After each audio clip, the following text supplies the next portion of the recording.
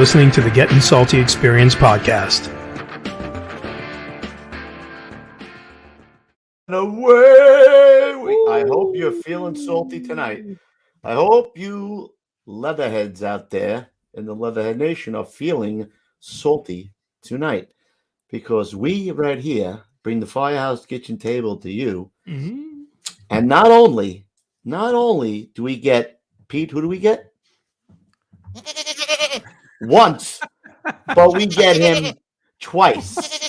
Not once, we got him twice. All right, maybe the greatest of all time. I'm saying, he might be the Tom Brady.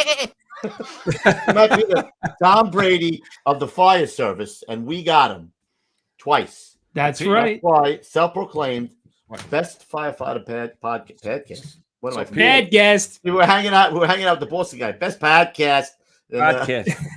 The podcast. That's jabs. Well, you weren't having as many Corona Ritas as some of us here. Oh. Somebody likes his Corona Ritas. Who's that? I just came flying in. I was at my neighbor's. He's at his neighbor, please. His neighbor's having Corona Ritas. This is what was going on right here. That's it. Oh, that's exactly it. That is cool. Oh, yeah. Rookie was having quite a few of those. So Cinco de Mayo, bro. Happy Cinco de Mayo to all you fellas and ladies out there. We had some tacos tonight. I like to celebrate those Mexicans. I like to give the wetbacks their props. Oh, my God. All right. The Gettin' Salty podcast used to be brought to you by... Listen, you got to give them their due. You got to give them their due. What are you doing? Right. Listen, we're at the kitchen table. You know what happens at the kitchen table. Anything happens at the kitchen table. So what? I heard what? Like in our intro, which I never get sick of hearing, was tell them to put the F and fire out. Mm-hmm. I heard there was another F-bomb was being used at a job in Manhattan, I believe. So we got to get that one, Petey. I think it was on a fan page. Really? Oh, yeah. Oh, we gotta find that one. All right, I'll grab that. Maybe I don't know if it was scary or not, but maybe. I don't know. I like the one that we used personally. Peter see a flame in a barbecue and get scared, so we really can't go by that. You know what I mean? I'm looking for the right sound effect, but I took it off the board. It's off the board. Swinging and missing, he struck him. Listen, they had a rip-roaring job in Long Beach today, bro. Or last night. What happened? Someone's barbecue go on fire? No, it was blowing out windows, bro. Really? Yeah. Where? In the canals, no less. In the canals. Oh, in the canals. Oh, that's dangerous. Street. You can't get in there. Yep. Yeah, that's real dangerous. Yeah. You wouldn't want to be there. Yep. No, all right. no. I don't like the canals. No. I don't like the canals. No, There's one guy that likes canals. You know who loves canals? Swinging and missing, he struck him out. Root canals. There's another guy who loves a bone of the canals. You know what I'm saying? Oh, you mean... Wait, you mean this guy right here? Come on. If you follow the smoke from a Sicily to Porsa 103, where the fire is a king, when you see him, you must sing. When you buzz through the door of some 80-year-old broad, that's Refrano. When you pee on Coop's hood and you're just misunderstood, that's Refrano. When you skip on BI and the chief asks you why, that's Refrano. When you yell at the chief and get lifted so brief, that's Refrano. When you're berated by Karen in a hall that's so barren, that's Refrano. When you take your big bow and shoot innocent doe, that's Refrano. And remember, also no subseller.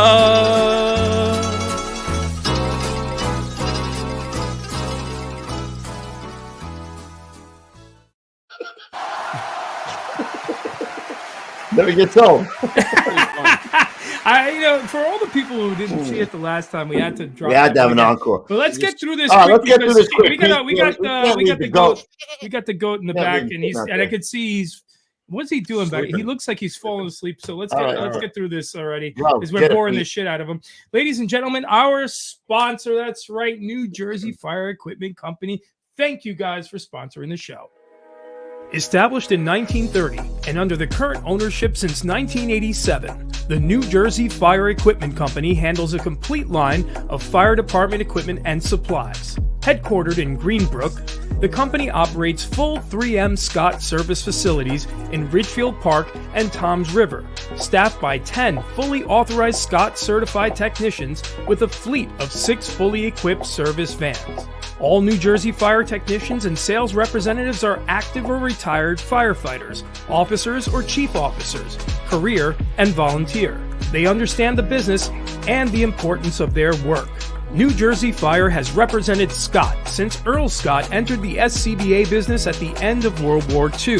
Among other leading manufacturers represented by New Jersey Fire are Globe and Firedex Turnout Gear, Mercedes Hose, Task Force Tips and Akron Brass, Hygenol, Firehooks, Arctic Compressors, MSA Carnes Helmets, ChemGuard Foam, Alkalite and Duo Safety Ladders, BA Face Shield Protectors, Truckman's Choice Saws, Grove's Gear Racks and Washer Dryers, Supervac Fans, RPI, Streamlight, and many others. A New Jersey incorporated and based company, sales and service are limited to the state of New Jersey. Find us now at www.njfe.com. That's www.njfe.com.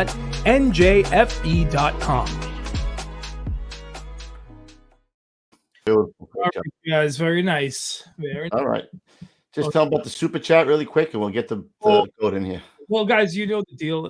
Number one, gettinsaltyapparel.com if you want to get the coolest firefighter apparel and accessories in the game. And also, guys, tonight in the super chat, if you guys want to support the show, you guys are really, truly our number one sponsors. So if you want to throw us a few shekels in the super chat, look at the bottom right corner of your chat screen at the little $sign there.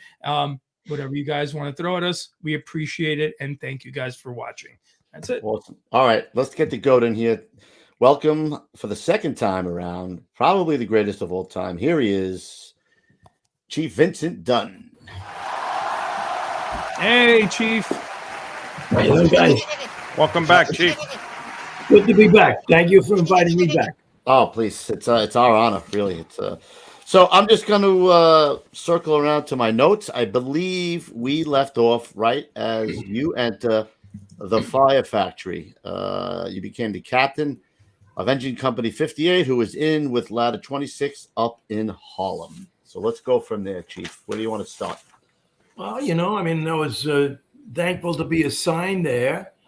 I mean, I worked with John O Regan. Actually, John O Regan was the captain of 26. I was the captain of 58. Now, we replaced two very controversial captains. I replaced Homer Bishop, who became the chief of the department, and John O Regan replaced Joe Galvin, who was a real hot potato. So we got a good reception. I mean, they were very difficult captains. So when we walked in, we were greeted with open arms. Could do no wrong.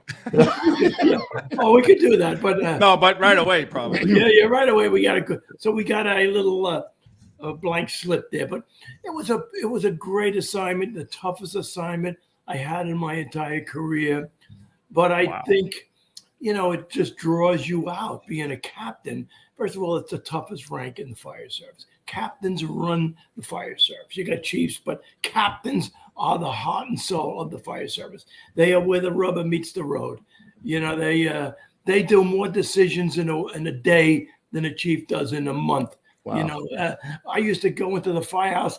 Before I got to the office, I had 3 requests. And 3 decisions to make. One at the house watch, one at the intermediate landing, and before I got to the office. I mean, questions. And everything depends on you. I used to say the captain is responsible from pen nibs to policy. Yeah, that's great. I used to have to get the pens on the housewife desk. That was crazy. That was my responsibility. And I had policy too. Oh, and then, you'd see when something would happen, big problem. you know, the chiefs would come into the firehouse and say, "Hey, Cap, take care of that, will you? You know, take care of that." We were like, I used to say, a captain's rank is like the middle of the hourglass. Everything flows through that little narrow space. So it really is a wonderful rank. Like I said, I learned everything there, and I was grateful to be assigned. It was a prestige firehouse. Also, oh my God, still to this day. Well, I mean, so everybody wants to get their ticket punched in a firehouse like that. In fact, now I'm talking back in the 70s, and things changed today.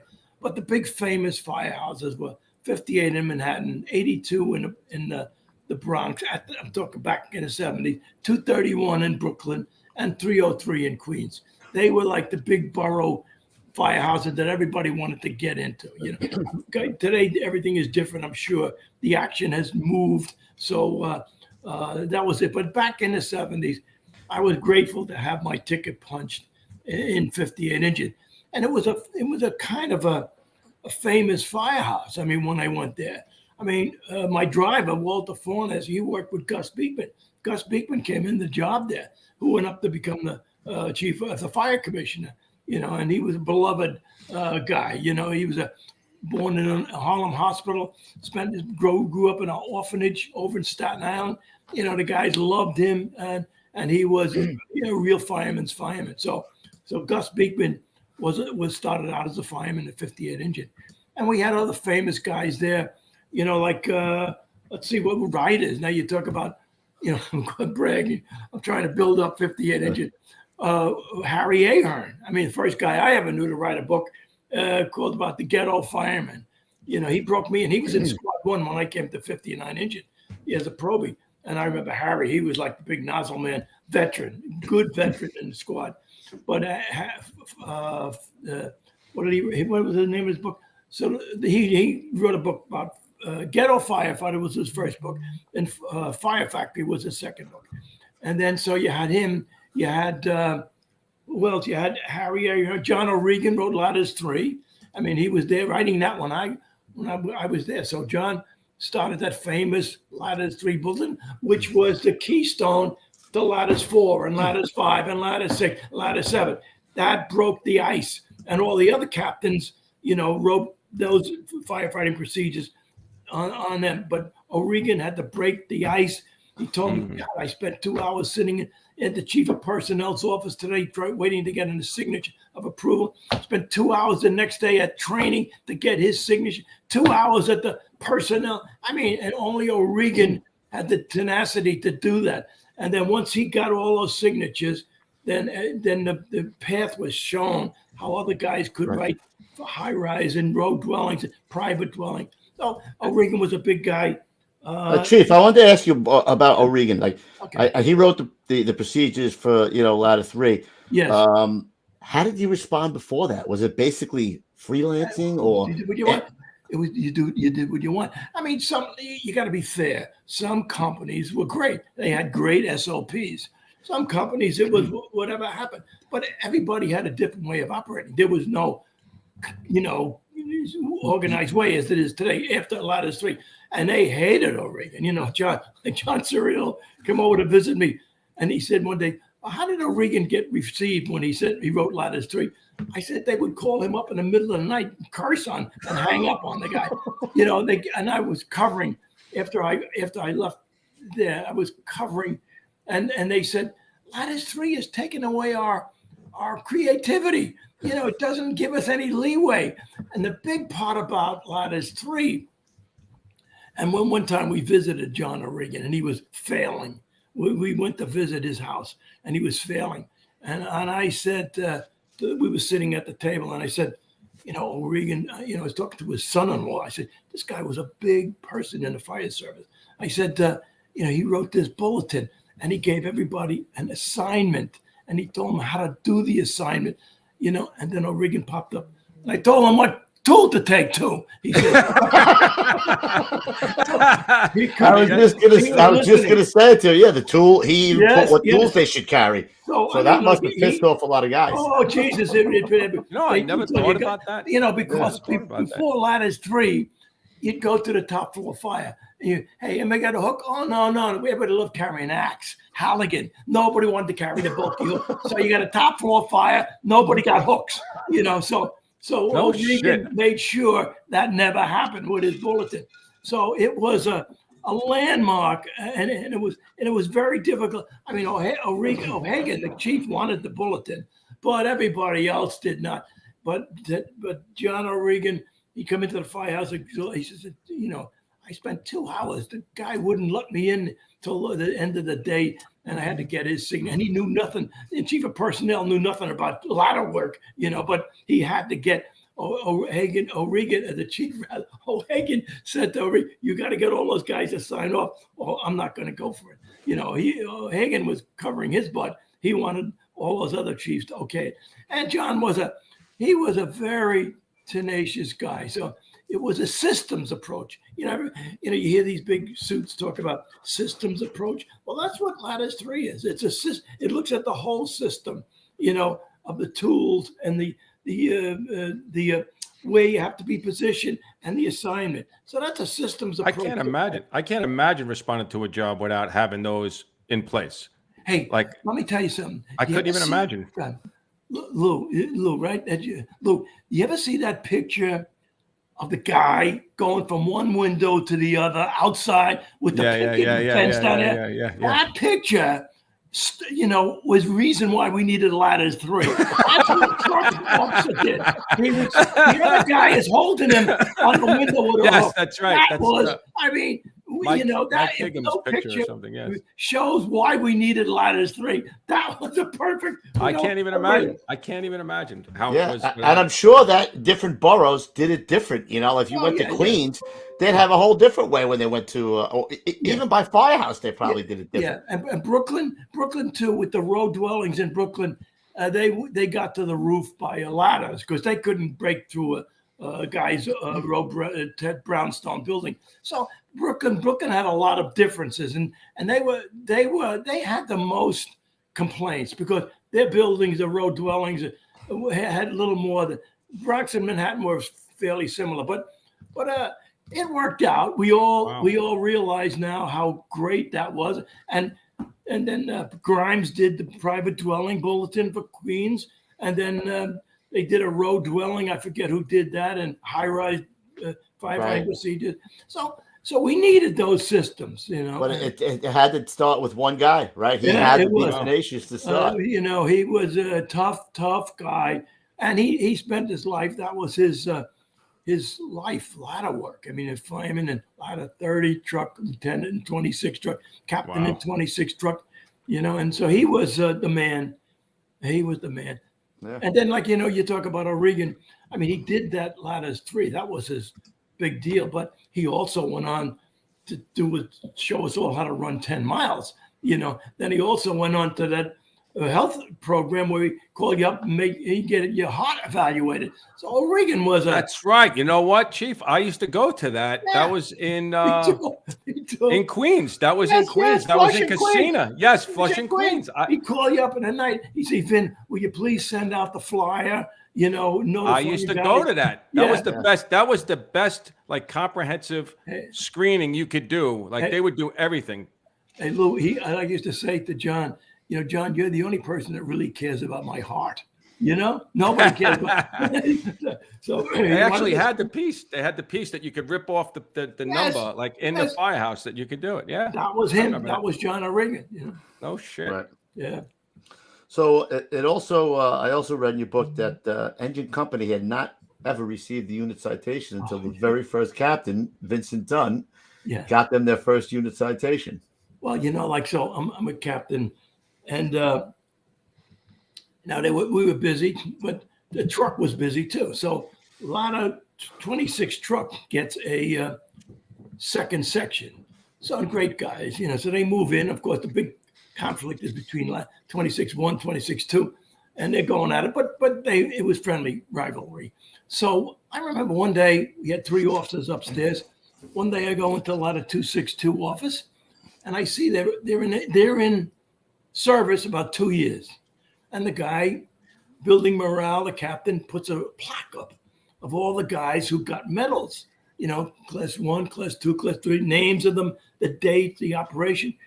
And, they've got about 20 guys on this plaque already after 2 years. 2 years. So I go into my office and I look up. I said, what do we ever have in 58 inches? This company was established in 1893. It was established, Oh, so my now God. we're in service, so maybe 80 years.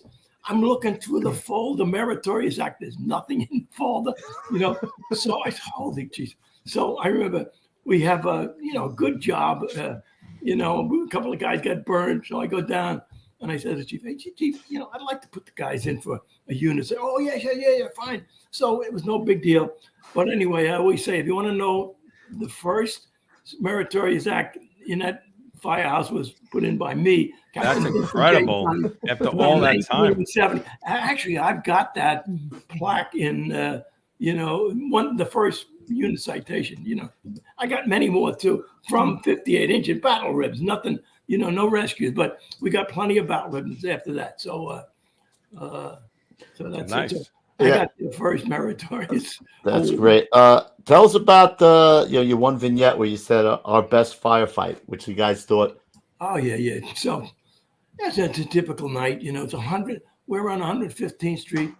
We're on 5th Avenue, and we get this job between 115th, between 5th and Lenox Avenue. I never forget it. So it's right up the firehouse. We get there, nothing showing, dark night, and we start to stretch. And I hear my driver says, "Hey, Cap, we got a dead hydrant. I'm going to go get the one up in the corner." So we're stretching in the building. I see the hose is he takes off. 2.5 is laying in the street. He goes up to the next hydrant. So we stretch up we're in the middle of this vacant building, going 3rd floor, 4th floor. Okay, so we get to the top floor. Fire's coming out, 2 doors at the landing. There, smoke, heavy smoke's coming out. So we're all set, we mask up, we're ready to roll in. We don't know. I just figured there was more smoke coming out of this one door. But anyway, just before we move in, the burst line. All right, so we got enough line. We can fold it over and get it. We don't need a new lens. All right, so I'm hearing this. We're listening to our air mask being depleted, and then these guys are changing the hose down there. Wow. And okay, all right, we got water. Chief, go ahead. And then up down, we bleed the nozzle, and we head down the one apartment. So we're going down the apartment. And we're in the middle of, the smoke-filled apartment. And one of the guys from the truck yells down, the roof has been cut open by another fire. And this guy yells, "Hey, dopey, you're in the wrong apartment." All right. So we have to move the truck line out of the apartment, like mirrored apartment. And then we go down the second one. And then, we knock the fire down. We put the fire out. So, so I go up, I shower, and Jesus, this was a great job, So I go downstairs, since the little post-fire critique, the guy. So I said, well, what about that job? First of all, we apologize. That was not one of our better fires. Everything that could have gone wrong went wrong. I said, no, wait a minute. That was the best fire I've ever been at. You guys overcame 3 things that could have pushed us out of business. We went to a 5th alarm. My chauffeur got another hydrant. He didn't just sit there. He got water for us. We changed the burst length in the hallway. And then we were told by the truck we were in the wrong apartment. We got in the right apartment. We put the fire out. I said, that was a tremendous fire. So that was it. One of those events could have crippled. Oh, my God. Absolutely. Yeah, no doubt. Absolutely. The guys overcame everything, and we were mission oriented. These guys, they wanted to put those fires out. So we did.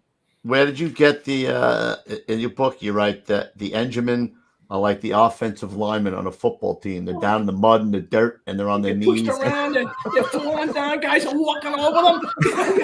That's after we put the fire out. The offensive line, we get no respect. The quarterback and the receiver are the big stars. But but I also said there, we get no respect. We're like the offensive linemen. And I said, after a fire, the chief gets a report outside, and gets on the 6 o'clock news and presses his family, talks about the strategy of the fire, and the news reporter has got a big light on that, chief, and he gets all the publicity. And the guys who worked outside, if they were lucky enough to get a photograph taking somebody down a ladder, the next day big. And the firemen on the engine, they're all sitting at the back step nursing burns and wounds and cuts, But I said that is true. That is true. But they are in ecstasy. You engine guys know it is ecstasy because those guys on the back step know that they really put that fire on. And that's why everybody else, the chief, was able to look good, and a lot of company guys could make their rescue, but they're in ecstasy because they have really done the job. I mean, there's 3 thrills in the fire service. There's 3 thrills. First thrill is when you're a fireman and you got a nozzle and you go down a hallway and you hit that fire and you see that fire and knock it down. I mean, and then you just call, you go to the woman, do whatever.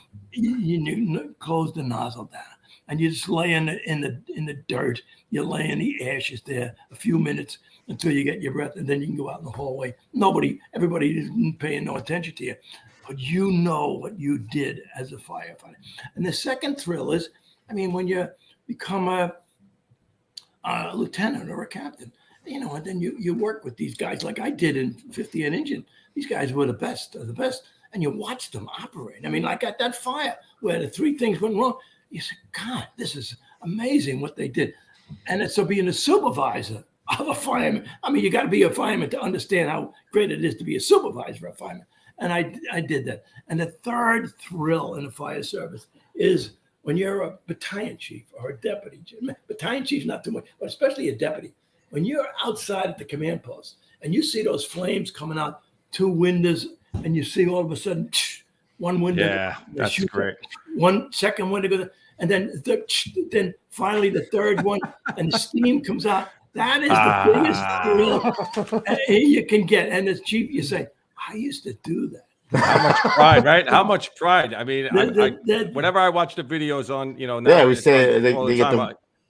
I love watching those guys doing, it's ripping in there. It's ripping, and then you just see. And then it just starts, and then it's out, and you just see. It's funny. I got an email the other day. I get some strange, and it's not a strange email. The guy said to me, Chief, you associate firefighting too much with battle space, So he said, fire service is much more than the war. There's too much analogy. Too much comparison to war, he's saying to me. And I said, look, I don't write about the fire service. I don't write about hazmat, medical emergencies, high angle rescue. There's a lot to firefighting. I write about one aspect of it. That's firefighting, structural firefighting. And that is like war. The closest thing to structural firefighting is that battleground is the warfare battleground. You can't tell me that. I know you don't have to even debate it, but firefighting, structural firefighting, is like war.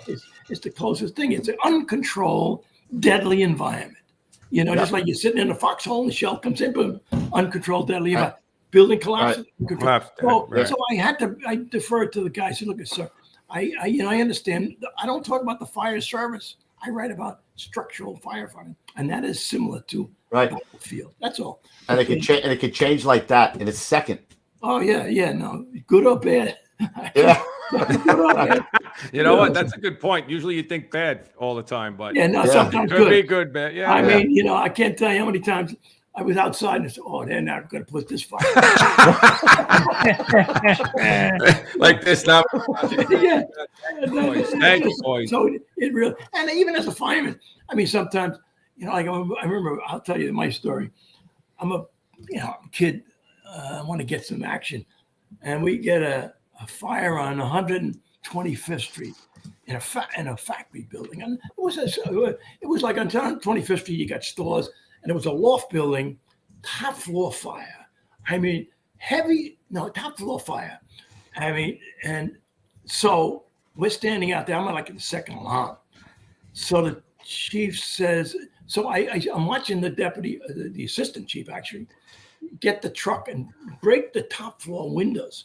He's breaking these 5 windows on this factory building, and big black smoke is coming out. I mean, big puffing out. So now he says, 59 engine, get a line on top floor. I'm the nozzle man. So we start to head up there. So, holy Jesus, I've never seen anything. I'm a kid.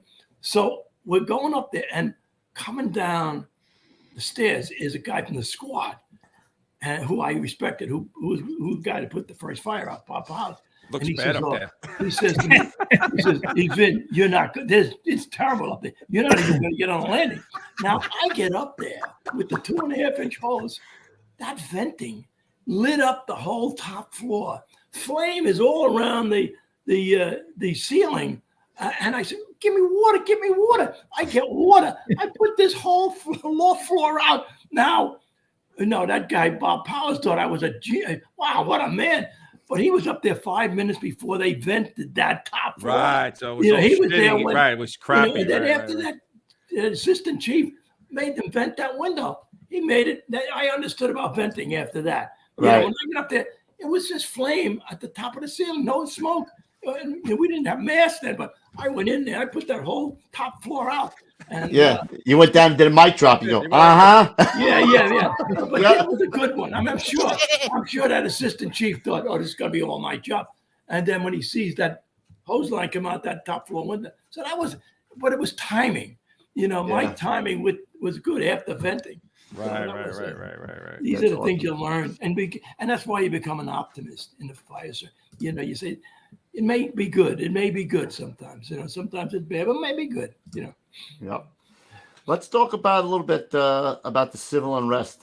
You point out in the book that history is really kind of repeating itself today with the civil unrest that was going on. But when you were in '58, they had a thing called the Harlem Central Dispatch Command Post.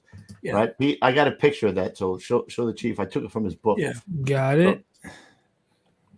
So that's 58 and 26 right there, and that's what all the rigs would just come out and respond from there.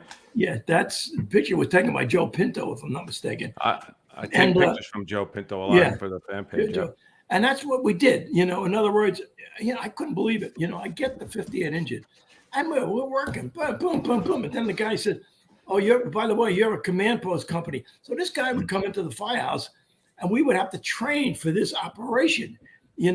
And I couldn't believe it. So what happened was when the riots would start, the plan for civil disorder was that everybody locked their firehouses in a certain area decided by the dispatchers, I guess. And then they would send the units to respond from one location, my location, 58 engine, in Fifth Avenue, 115th Street. So now we have them lined up there. You can see one chief, one engine, and one ladder. I see it. I see it. I didn't know that. Yeah. So that's how they call them fire control units. You never responded alone anymore because things were really going crazy. So you would only dispatch a fire control unit, a chief, an engine, and a ladder.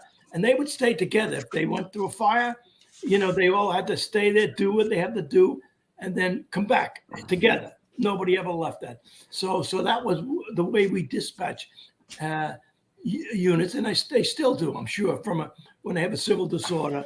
And that was the way we did it then.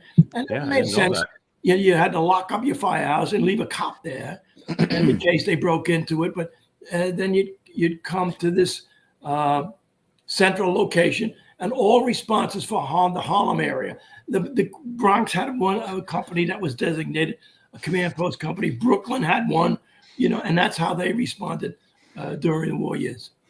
Wow. Right, and I'm gonna say, where's his name? So John Serrano. He had to cook for over 200 guys for that. John he was an exaggerator. He was a famous cook. He wrote about 3 or 4 cookbooks. And let me tell you a secret. He couldn't cook. The guy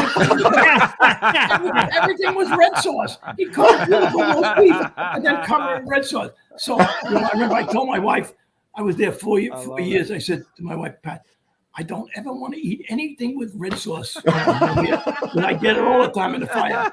And John would get a meal done around midnight, so, but he was famous. He would go on television. He wrote 3 or 4 cookbooks. And I've heard his name. I've heard his name before. And so Johnsonito, he was pretty famous back then. And so John would always say, I remember John would say, I cooked for 100 guys that night, at the command center. And then, I cooked for 200 guys. I got up to 500 near the end. So it was 500 guys that cooked that night. So, Chief, what do we always say, right?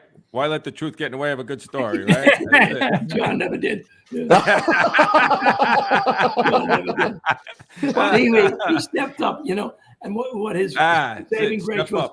When I got up there as a captain, nobody was willing to step up and cook. I mean, we had 3 companies, so that was a chore. But John didn't do it well, but he did it. He could always be dependent upon to do. It's funny, we're talking about Joe Pinto. Somebody just said, one of the guys from 26 Truck said to Joe Pinto, Joe, I think you were a better cook than Johnsonino. I said, much better. John, forgive me. He's up in heaven. Forgive me, but he's got the fame of it. He's laughing. He's laughing. He's laughing. Yeah. He knows he's being. Those Italians throw red sauce over anything, right? Chief? That's it. Gotta be good, right? Yeah, I mean, the Irish take meat and just boil the shit out of it. That's what he used to say. You only have one meal. The Irish, we only have one meal: corned beef and cabbage. That's it. John would have spectaculars, fish and everything. That's right. Where was I on this? All right, so let's talk a little more about 58. You got any other 58 stories you want to share while we're on 58? Well, the big story there, the one that I liked writing about was, so I go up there. First of all, I go up there from 33 engine. 33 engine, I remember going up to them loft buildings, which are now artist buildings, but they were loft buildings, wooden stairways, leaning, looking in the occupancy. It was a bolt of cloth. I'm risking my life in these buildings in Hell's 100 Acres for a bolt of cloth. So I liked going back to Harlem, where at least, no matter what you were doing, many vacant buildings, but there were people, you were saving fire from spreading to occupied buildings. So it was a better way to risk your life there. So the big thing, so anyway, so I get up there, and again, these are tough guys. These are, really tough, battle-hardened firefighters, and they want, tough, battle-hardened leader officers or leaders, whatever. So anyway, so I'm there, and I'm trying to get more influence as a captain. When you get to a new unit, whether you're a lieutenant or a captain, you're a nobody, until you prove yourself. Who's this kid? Who's this kid? And you're trying to do it as soon as you can. As soon as you can, at a job, the jobs, prove it. So, but anyway, so I tried to do a little more, as I did down at 33. So I said to the guys, anybody want to be an officer? I was ready for a 69 battalion chief's test, believe it or not. So I'm a captain, and I was up. The 69 was going to be a battalion chief's test. So I said, well, I could do studying up here again with a class, and then, help myself get past the 69 battalion chief's test. So I get the class going. So in this case, we don't go down a basement. Oh, no, we had the top floor in 33, but here we get the second floor lockers. We move all the lockers away, and we got a table and a light. And now every Wednesday we meet in the firehouse, to do study, and I do the same procedure, the cards, and get the 5 guys there, and we start to study. So one day, one of the firefighters comes in. I guess it was night to us. We used to do night to it. One night to it. Maybe it was in the evening. So the guy said, Danny Harris was his name. He says, hey, Cap, he says, Captain. He said, before we start, he says, I just want to let you know, the class is there. My wife told me to tell you to go fuck yourself. I said, My word. Danny, what the hell did I do? What did I do? Did we get a response like that from your wife? He says, you took me away from my wife and 2 children for 2 hours and made me go down the basement to study for this class today. She did not like that. She said, you tell that captain go F himself. Don't let that happen again. I don't want you leaving me with these 2 kids for that captain. And there was no guarantee. You're going to. And there was no guarantee. What is this stuff here? So, and we all working class guys. We're not, people who go to college are used to that stuff. We're not used to that. I didn't school. Yeah. My family never studied for anything. So that's a big deal. So I always remembered that. And I said to Danny, I said to all the guys, I says, when you get promoted and you bring that first paycheck home, your wife will forgive you. She'll forgive you. Right. Exactly. That's right. And then I also said, I don't know if I said it then, but my wife, she always said 1 rank higher than I had. It kept you motivated. Yeah, well, that's what she said. She said, I'm only doing that to keep you. I said, why can't you live on my salary? She said, I'm only doing that to motivate you for the next promotion. So that was her rationale. Before we go, you know what I want to talk about, Chief? Really quick, because I thought it was pretty fascinating if I could find it. The piece of artwork that the guy made, I don't know if you were 58 at the time, that's in St. John the Divine. Hey, I was just up there. My lady friend says to me, my friend of my wife's, who my wife passed away, but my lady friend said, I would like to see that monument. So we take a ride up there, 112th Street and Amsterdam Avenue. It's on my Facebook page. But so let me tell you that story. You got the picture, Pete, too. I do. I was gonna pull it up. Okay. So talking here. This guy, this is the greatest piece of sculpture done by a fireman in the 20th century. Now, after 9/11, a lot of firemen did sculptures, so I'm not comparing it to the 21st century. But this sculpture was done by Ralph Feldman, a firefighter in 37 engine. Now, let me tell you about this. Ralph Feldman was a firefighter in 37, responding to fire during the war years, and he was an artist. He was a hippie, like an artist in there. So he starts to collect bricks and burned out pieces of wood and some metal from fire escapes, and then he gets a helmet with a red 18 number on it, and he gets a nozzle, and he starts to build this thing in the yard. Now, annual inspection in 37 and 40 truckers coming up, and the captain says to Ralph, "Get that junk out of the alleyway. We got annual inspection coming up here." So now Ralph puts this thing together, put the blue top over it, and he starts to go around the churches and to try to get this thing put somewhere. It's a monument. It's called 23rd Street. That's all. It's circa made 1976, 10 years after the 66 tragedy. The artist was Ralph Feldman, a fireman 37 engine. And it's at the Cathedral of St. John the Divine, 112th in Amsterdam. Great piece of sculpture. So anyway, Ralph goes around to, none of the Catholic churches would touch it. None of the, he's a Jewish firefighter. None of the synagogue. Goes to this Cathedral St. John the Divine, which is a very unorthodox type of cathedral. It's the largest Protestant cathedral in the world. Some say it's the largest Protestant cathedral in the world, not New York City. And it's big. We were up there. And so he brings a picture of it to the bishop. And the bishop says, I love it. This cathedral blesses horses. They bless donkeys. You bring your dogs in. It's a very hippie chief. I shouldn't say that. I'm exaggerating. It's a very progressive cathedral. So the bishop sees this thing.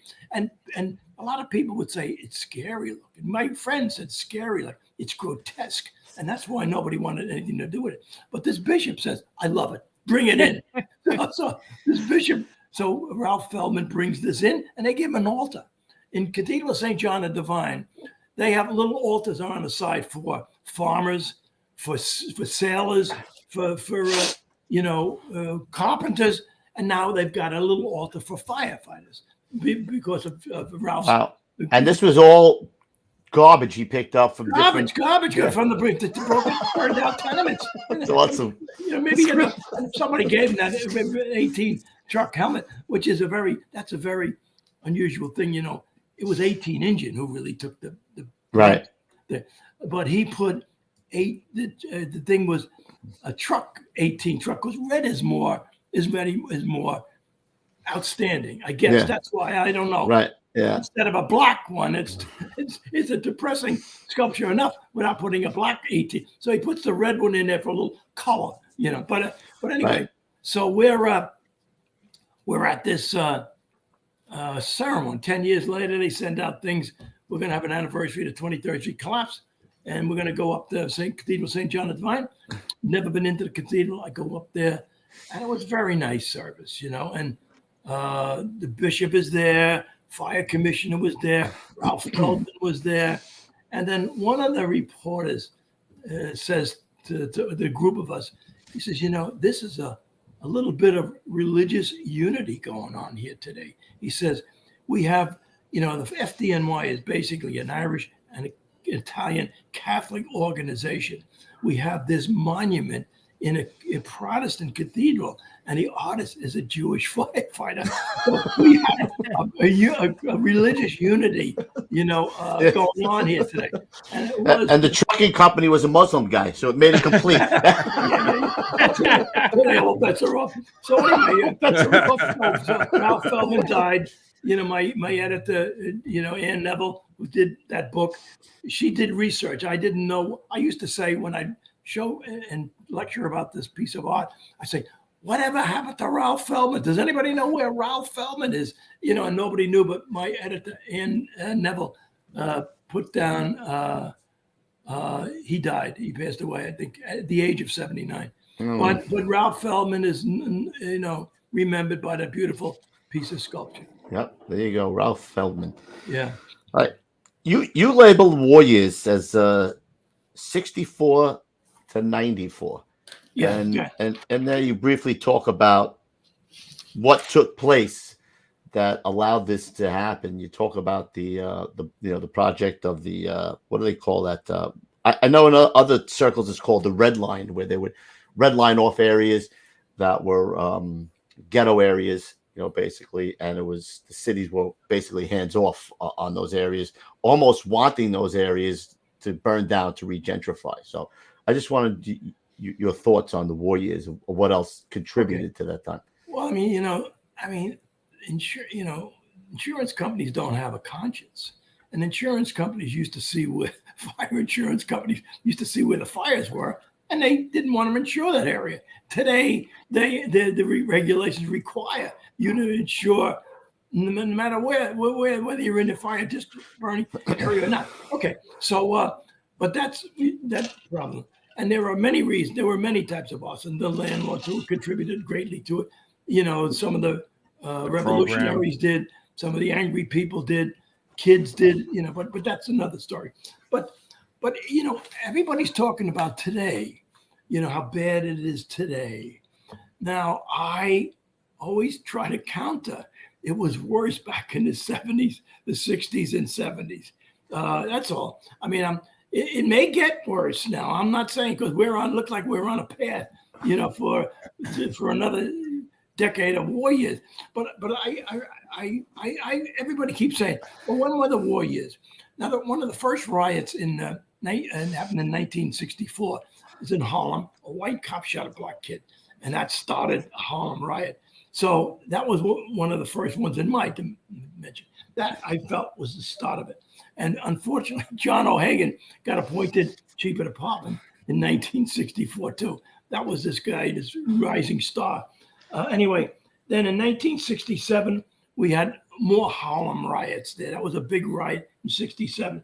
68, the sanitation went on strike. We were, the city was running out of money. People were fleeing the city, and people that were coming up from the South had no money, and they were going on welfare. So our budget was increasing. The middle class was fleeing. We wanted raises, and we were getting short shrift. Sanitation, police, fire, teachers, ambulance workers. We were striving. We wanted more, and inflation was rampant in the 60s and 70s. 68, My Lai, the poor soldiers, they took it on the head when My Lai massacre. That was all over the TV, and that was just a fact that it angered everybody. The Vietnam veterans were now scorned. They were called baby killers. Cops were pigs. They were throwing bottles at us now. So uniforms were out, and this was during the war years. Martin Luther King was assassinated in 68. Robert Kennedy was assassinated in 68. Chicago riots at the Democratic Convention, that was in 68. Kent State in 1970, they shot 4 college kids there. That terror, lit up the students. They were rioting. The police strike was in 71. The fire strike was in 73. Holy shit. The layoffs in 75. 3,000 police, 1,400 cops, 1,400 firemen were laid off. I mean, that was not supposed to happen. So, in 77, I was in the Bronx. The blackout. Yeah. It was a citywide riot. Brooklyn took the Bronx took the, and then of course Midtown Manhattan didn't have anything, But it was those areas, and Bronx, Brooklyn, parts of Queens, and then they fired the fire chief 78, O Regan, and nobody could have survived this decade. And I said in 1994, I made an arbitrary decision that when Rudy came in, the war years ended, because Rudy, we always would say nobody could run the city of New York. Rudy learned how to change everything. Rudy, I'll tell you, Rudy knew how to use police. Rudy knew how to use police. The mayors were Wagner, Lindsay, Beam, and Koch, and Dinkins. None of them could use the police. Rudy came in. He knew how. Whatever he also cleaned them up, though, Chief Dunn.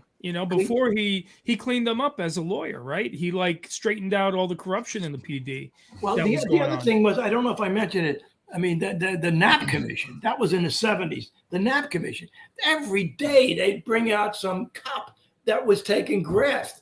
I mean, and that ruined the reputation of the police. Yeah. So back then, it was like what's going on today. The police are down in the tank as far as the public perception. That's starting to change a little bit, but they were definitely in the toilet during the Knapp Commission. Got it. So only when Rudy came in, and he knew how to use police. I never saw anything like it. I mean, the police responded to him, and of course he backed them. I mean, God, he would back those police every time there was a controversial. The 4th of July was never the same from that year. Like, as soon as he came in, the 4th of July, I mean, that was our busiest day. Well, what he did was he stopped John Gotti in Brooklyn when the fireworks. Now, you'd think anybody could do that. That was stunning. I mean, I was detailed to Brooklyn. I mean, that was like something you never saw in your life. The fireworks there, and roofs were burning. And windows, fireworks were going to. Rudy stopped fireworks in he Brooklyn. stopped the whole thing. So there was something about him. He was not a. He was not a. A lot of people did not like his style, and his style wasn't nice. His style, was really tough. But he was what New York needed. We used to say nobody could run the Big Apple. The Big Apple, everybody was just taking a piece out of it. No, definitely. Rudy came in. Look how he cleaned up 42nd Street in Times Square, man. Cleaned it up. It was like Disney World. It turned into. I remember going to the peep shows and stuff when I was a kid. What were you doing at the peep shows, Lou? Trying to help the ladies. I didn't know if you know, but the college said, I always told you I got on in the war years, though. You know what I mean? I always. Dude, you know what, dude? I swear to God, when I wrote this, I'm going to go, Ruffy was around during the war years. I know it. I got on in 93, Chief. There's a group of New Yorkers who loved New York back then. There's a group of New Yorkers who loved the seedy 42nd Street. There's an elite group of New Yorkers who were against Walt Disney coming in there.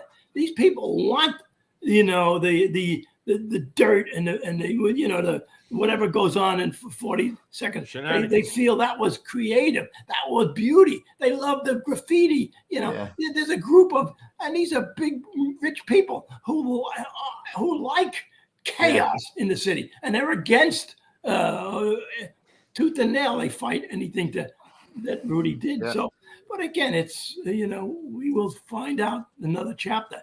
It's either going to go back to the 60s or we're going to get somebody. Maybe Rudy's son might come in. Who knows? But it's going to be interesting. Yeah. While we were talking about O'Hagan, he was a loved and hated guy. What was your take on O'Hagan? He did a lot for the fire department, but a lot of guys didn't like him either. Look, you talk about a hot potato, or you talk about a lightning person. I was a new officer. I got promoted lieutenant in 64.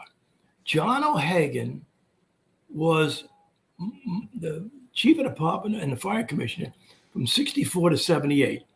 I was a deputy in 78. So when I went up the ranks, O'Hagan he ran the job. And even when he was chief, he ran the job. Lowry was the commissioner, and everybody would say Lowry was very lucky they had O'Hagan as the chief of the department during the war years. Because every agency head would say, who needs this? I'm bailing out. I'm retiring. O'Hagan stayed in during the war years and took the heat. And I remember the tablet said he should be the mayor. I'm sure Koch did not like that. And the New York Times, I read the New York Times editorial he said he was the best commissioner in New York City government, So anyway, so we're all young. We all want to be, and O'Hagan is a young kid. He got there young.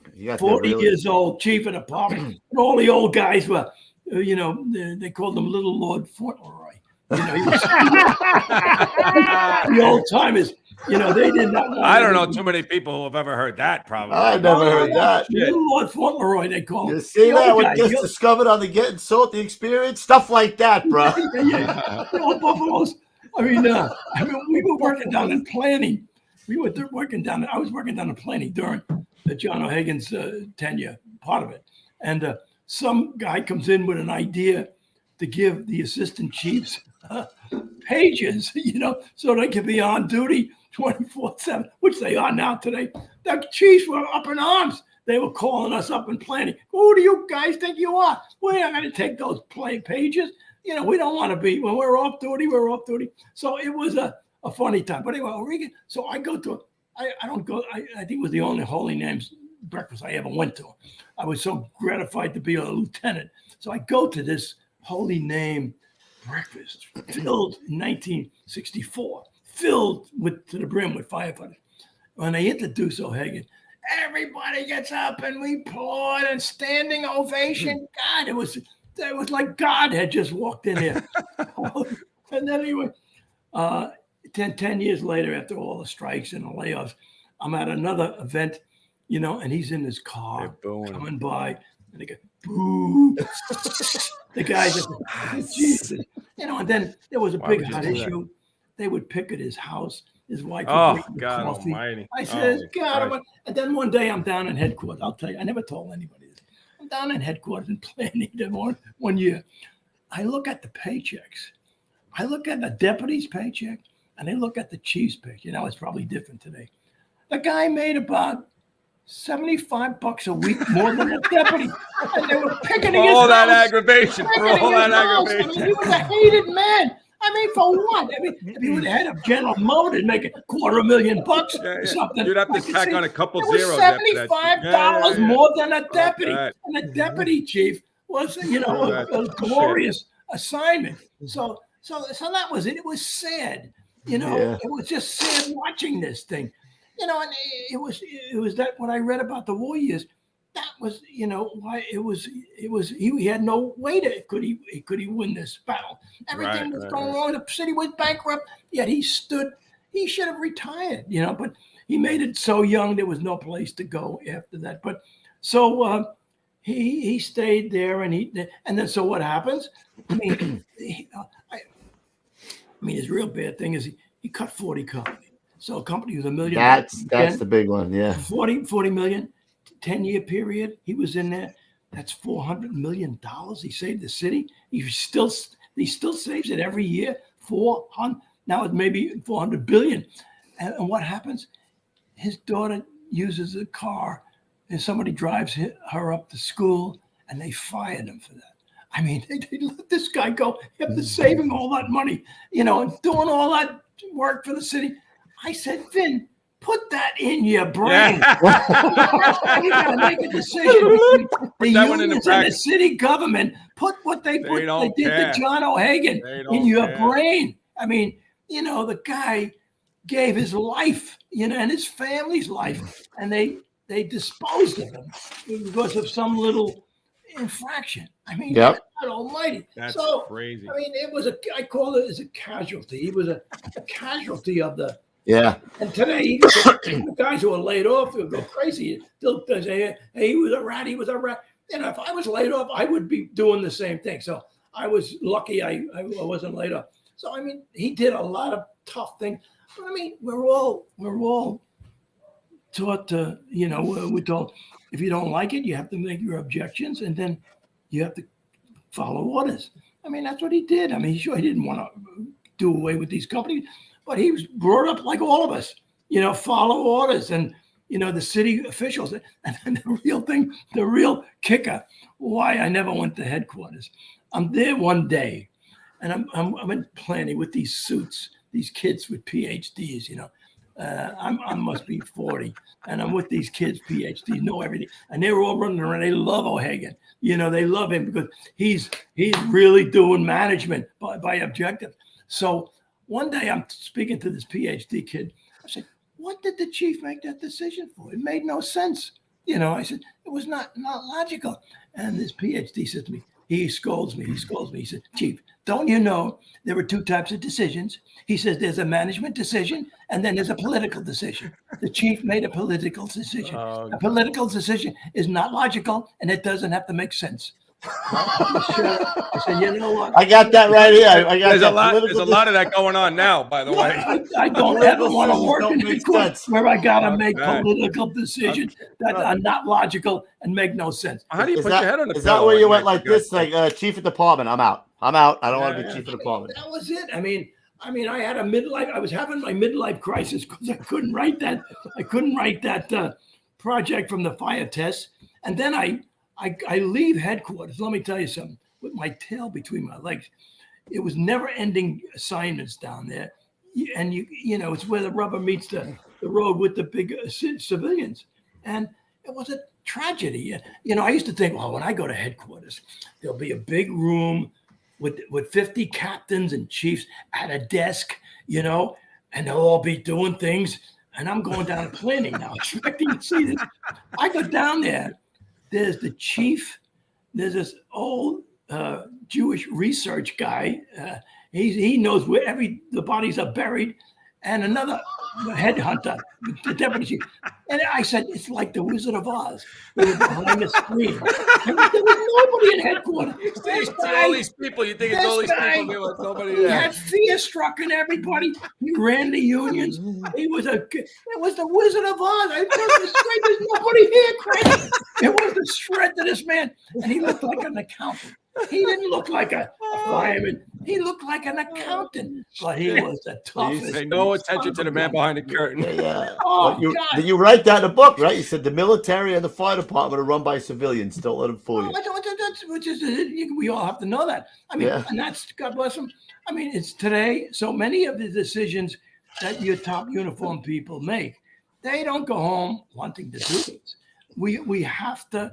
We are a society run by civilians, which is the way you want it. You don't want if you want to go to South America, then the military will run your country. So we got this system where the civilians run it, and the civilians tell the chiefs of the fire and the chiefs of the police, chiefs of the medical emergency what to do. And we got to, and if you don't want to do it, you have an obligation to resign.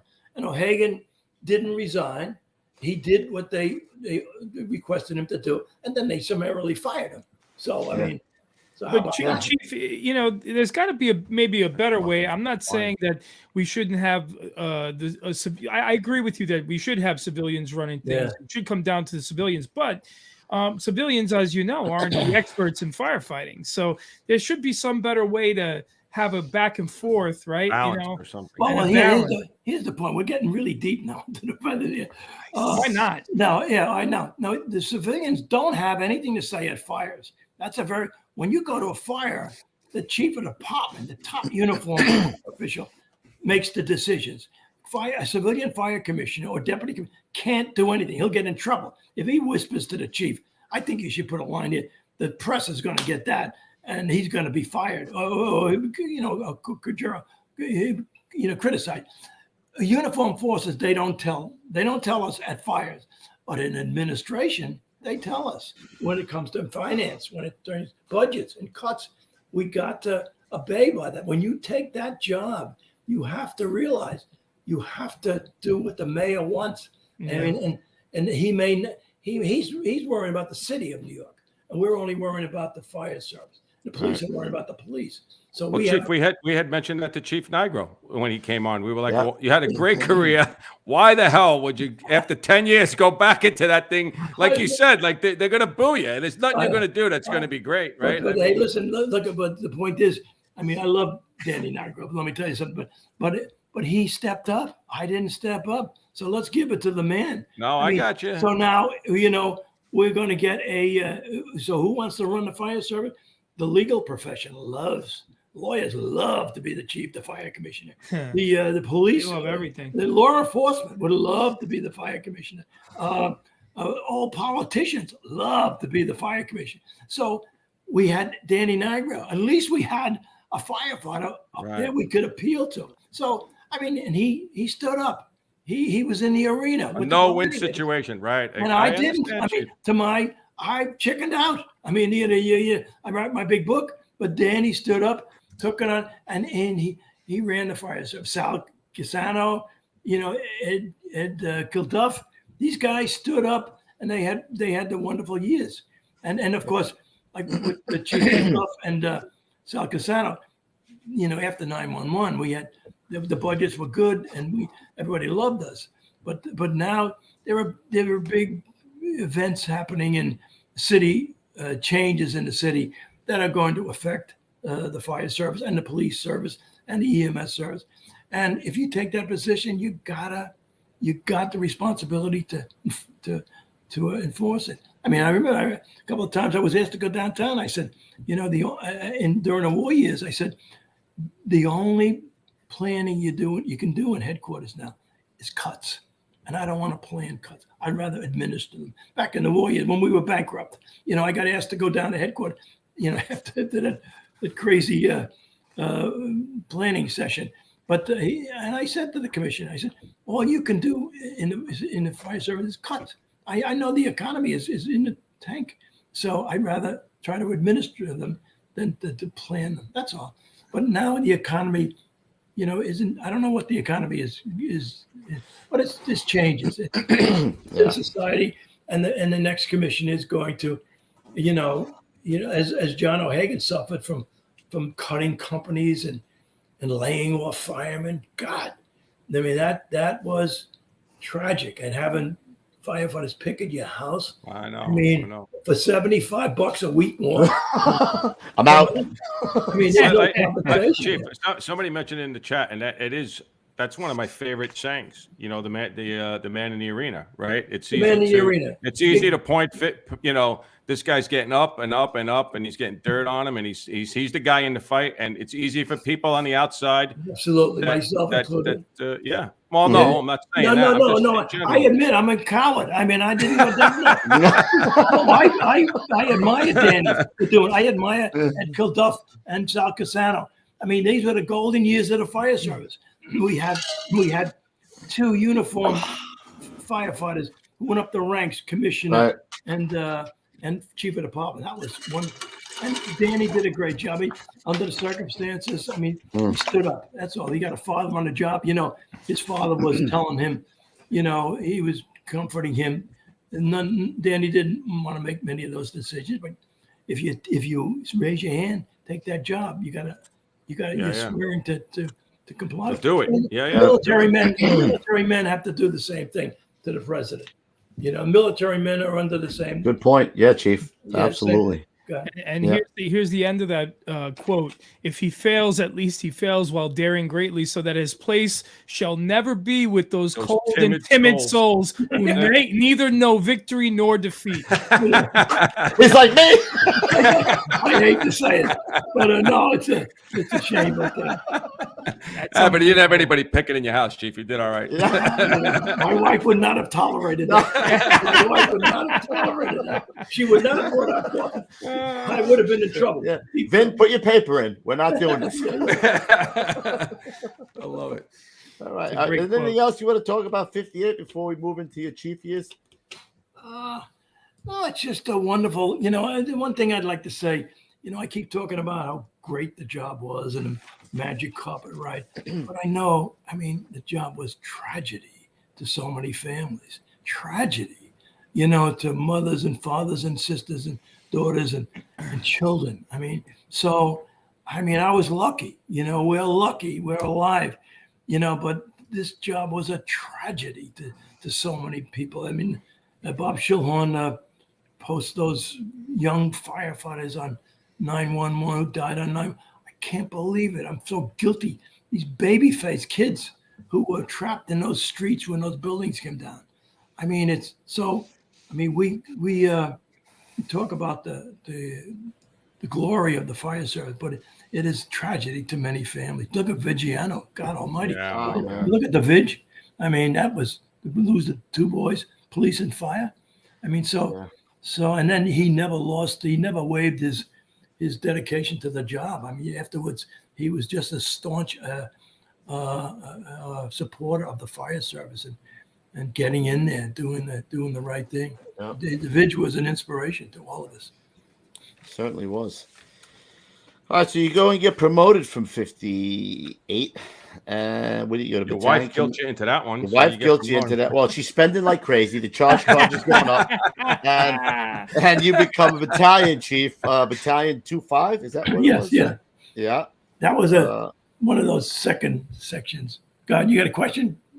Kev? Nope, I'm just reading the timeline. Yeah, so I go back there. So I was, so what happened was I go down to headquarters. I'm a captain running the command center, the riot command post.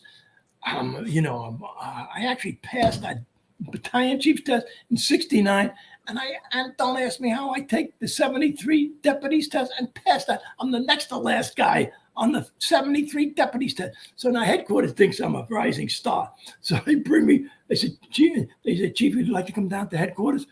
You spend 6 months down here, and then you pick your spot. I don't know anybody in the fire service. Yeah, sure, I'd love to do that. So I go down to planning, and then that's incredible. I go down there, and then after a year and a half down there, they throw me back into the same place where I came from, Spanish Harlem, which was great. I wanted to go back there. And I had my tail between my legs. I didn't want to work in headquarters. The guy told me we make political decisions down here. So anyway, I go back to and again, I'm into this midlife crisis. I was not happy. I'm in 25th Battalion. It was like a second section for the 12th Battalion. The Harlem was a 12th Battalion on 125th Street, the big Harlem Battalion. So we were like taking some of the runs from them, giving them a break. And so I went to Spanish Harlem, and I learned how to be a battalion chief there. I learned how to be a chief. Now, I got a friend coming over, Dina. She's on Dina. I can draw a blank about her last name. This woman firefighter is coming over to my house tomorrow. I'll think of her name. But she just made battalion chief, and she wants some advice on how to be a battalion chief. Now, I was a captain, and then you'll never hear this anyway. I was a pretty tough captain in 58 Engine, and then I became a battalion chief. And I saw that there's differences. Nobody ever writes what these differences are, but I document what's the difference between a company officer and a battalion chief or a deputy chief. Deputy chief, it gets even worse. Battalion chief is an aggressive field commander. He's in there with them. He got 3 engines or 4 engines and 2 trucks. He's got to put that fire. He knows his mission. Boom. He got 6 units, and he's very aggressive. When the deputy rolls in, if he fails, I'm a defensive fire chief. Now when I roll in, I say, okay, guys, no problem. The chief said, I don't know what's going on. We can't put this fire. Okay, fine. We'll get the guys out. Yeah. Set some power streams up and surround the building. And I learned how to do defensive firefighting as a deputy. But as a battalion chief, you learn offensive firefighting. Again, so I was all those ranks. And I only wrote about firefighting, so I know them pretty thoroughly, how you change, perspective from a company officer to a battalion chief to a deputy chief. So one of the things, you take a company officer, I would tell, they're single mission oriented. They want to put that fire out. They got to get that roof. They got to do search and rescue. They don't care about the other company. They know what their mission is, and they do it. That's what a company officer does. Now, a chief, he's got engines and ladders and maybe a truck and a squad. He's got to know the missions of all these units and coordinate them, which company officers don't want to know anything about coordination. They care less of a company officer doesn't care about another company. That's his response. I've got 5 guys, 4 guys, and this is my responsibility. That's what they do. And then they're risk takers. As a captain, I was a risk taker. I knew we could put fires out, so we took chances. But when I made battalion chief, I used to look at these 4, 2, and maybe a squad. I don't know if these guys were good, so I was not going to be a risk taker. These guys may not be as good as I was. I mean, most of them were better, but sometimes you don't know. As a company officer, I knew what I could do. I knew what the 5 firefighters could do, and we could really operate. So as a chief, even as a battalion chief, you get a little more concerned about safety. Fire companies are not concerned about safety other than their own safety. So that's a little change there. And they're competitive. Fire companies are competitive.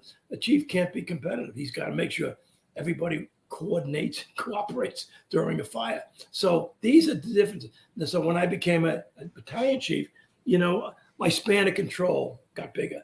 Instead of 5 guys in my company, I had 6 companies, 36 firemen. That was my span of control. I had to. So now I as an engine, I only had to know engine work. Now I have to know truck work. I got to know about ladders, overhauling, venting, forcible entry, rescue. I had to know about squads. So my knowledge, I had to know about engines and ladder companies. I didn't, worry too much about ladder companies. So my knowledge expansion as a chief had to be greater. And safety was a big concern. Jesus, you don't want to get somebody killed. And, you don't have the control that you have when you're a company officer. Hey, do this, do that. When I see these firefighters in that building, safety became more of a concern with me. And then if we had to say, what's the one word to identify a fireground commander, a chief? It's communicate, communicate, communicate. You don't want to mess up and be blabbering on the handy-talkie, but you got to communicate with these guys. You got to listen to their communications. You got to know when they're telling something, So communication becomes major as a chief, not as a company officer, As a company officer, chief, as a company officer, you can see what you have in front of you. As a chief, you're relying on what they're telling you. Exactly. Yeah. Exactly. It's crew integrity as a company officer. You stay with me, or if I got a handy-talkie, you can tell me what you're doing. But as a chief, it's all communication. So that was a big thing. And then the 2 last things, you got to. I was responsible for transmitting alarms. As a company officer, I didn't care who was at the scene, but as a chief, I had to make sure I had enough people there. So and the key is, if you got an all hands working and it looks like you're going to win, you have another engine and a truck standing by. Special call them. If you got a multiple alarm, second alarm, and it doesn't look too good, even if it looks good at a second alarm, you have a third alarm standing by. You're responsible to having people on the scene. So that's what you're doing. And let me tell you 2 more things. As a chief, which you don't worry too much about as a company officer, is rekindles and secondary searches. Rekindles, when you leave that scene, you know, You're hoping. You put that fire out, I mean, you can call the truck back, and then the trucks are pretty, they get the same concern about rekindling, but the chief has the final bout, and they call you back. Headquarters wants to know, how come you had to go back? Well, that's why you never give it 1075 again. Yeah. And then the final thing is the secondary searches. Let me tell you something.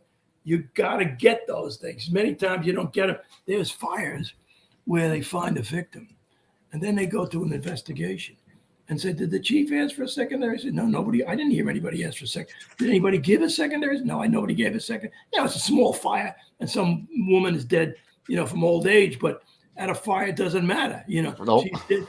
And then, so there's fires where nobody asked for the secondary. Nobody does the secondary. And then some woman is dead there.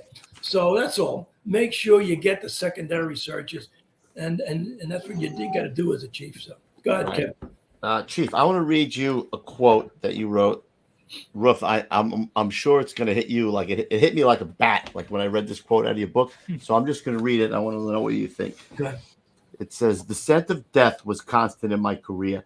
It never became too strong, but it was always around me in the fire service. If the scent of death becomes too strong, it forces you to change your surroundings and sometimes leave the fire service.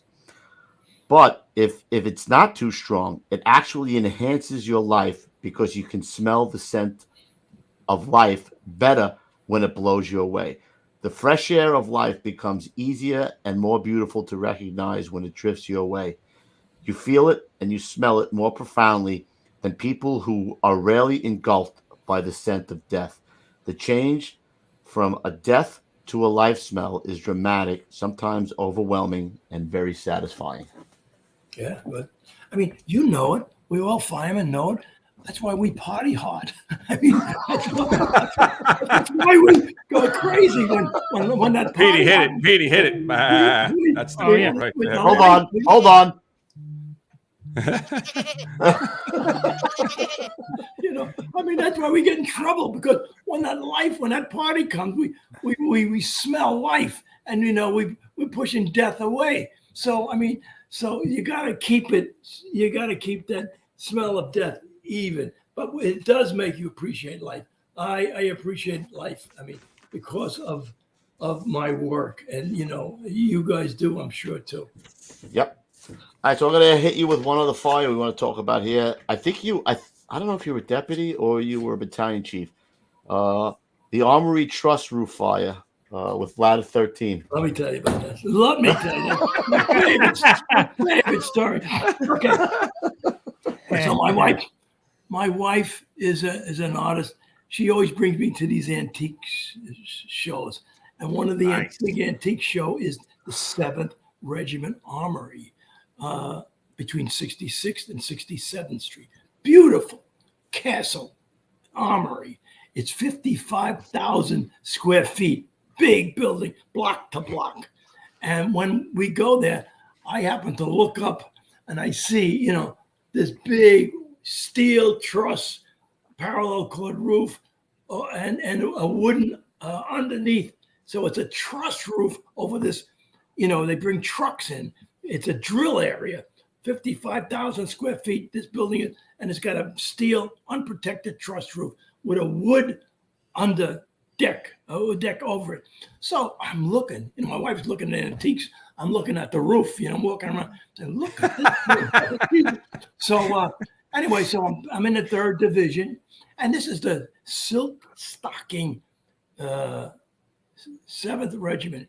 People like Vanderbilt, Rensselaer, and Roosevelt were members of this 7th Regiment. So this is they call it the Silk Stocking Armory Division, and it's the 7th Regiment. Beautiful, beautiful, beautiful structure. So I'm in and I've done the truss roofs. We've been through that, and this is it got to be 1989 maybe. So 3rd Division down at 31st Street.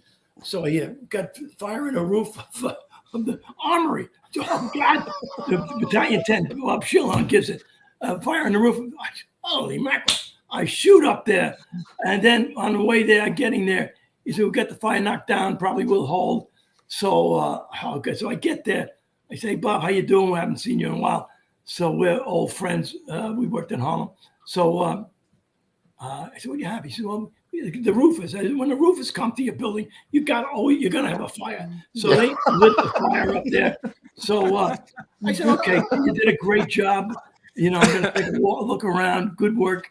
So I walk down Lexington Avenue. I see two big doors open, leading into the drill. 55,000 square feet of open space where they bring trucks and everything. So I walk in. I see a big 5-inch diameter hose going in there. I go into the armory. I see 13 trucks got their tower lighter in there, fully raised. I said, God Almighty, what is this? I said, this is crazy. In a truss roof building to have a truck in there fully. I said, Division 3 to ladder 13. I'd like to I want to talk to you. Come on down that ladder. So Lieutenant John Robinson comes down, 13 truck. I said, what the hell is this?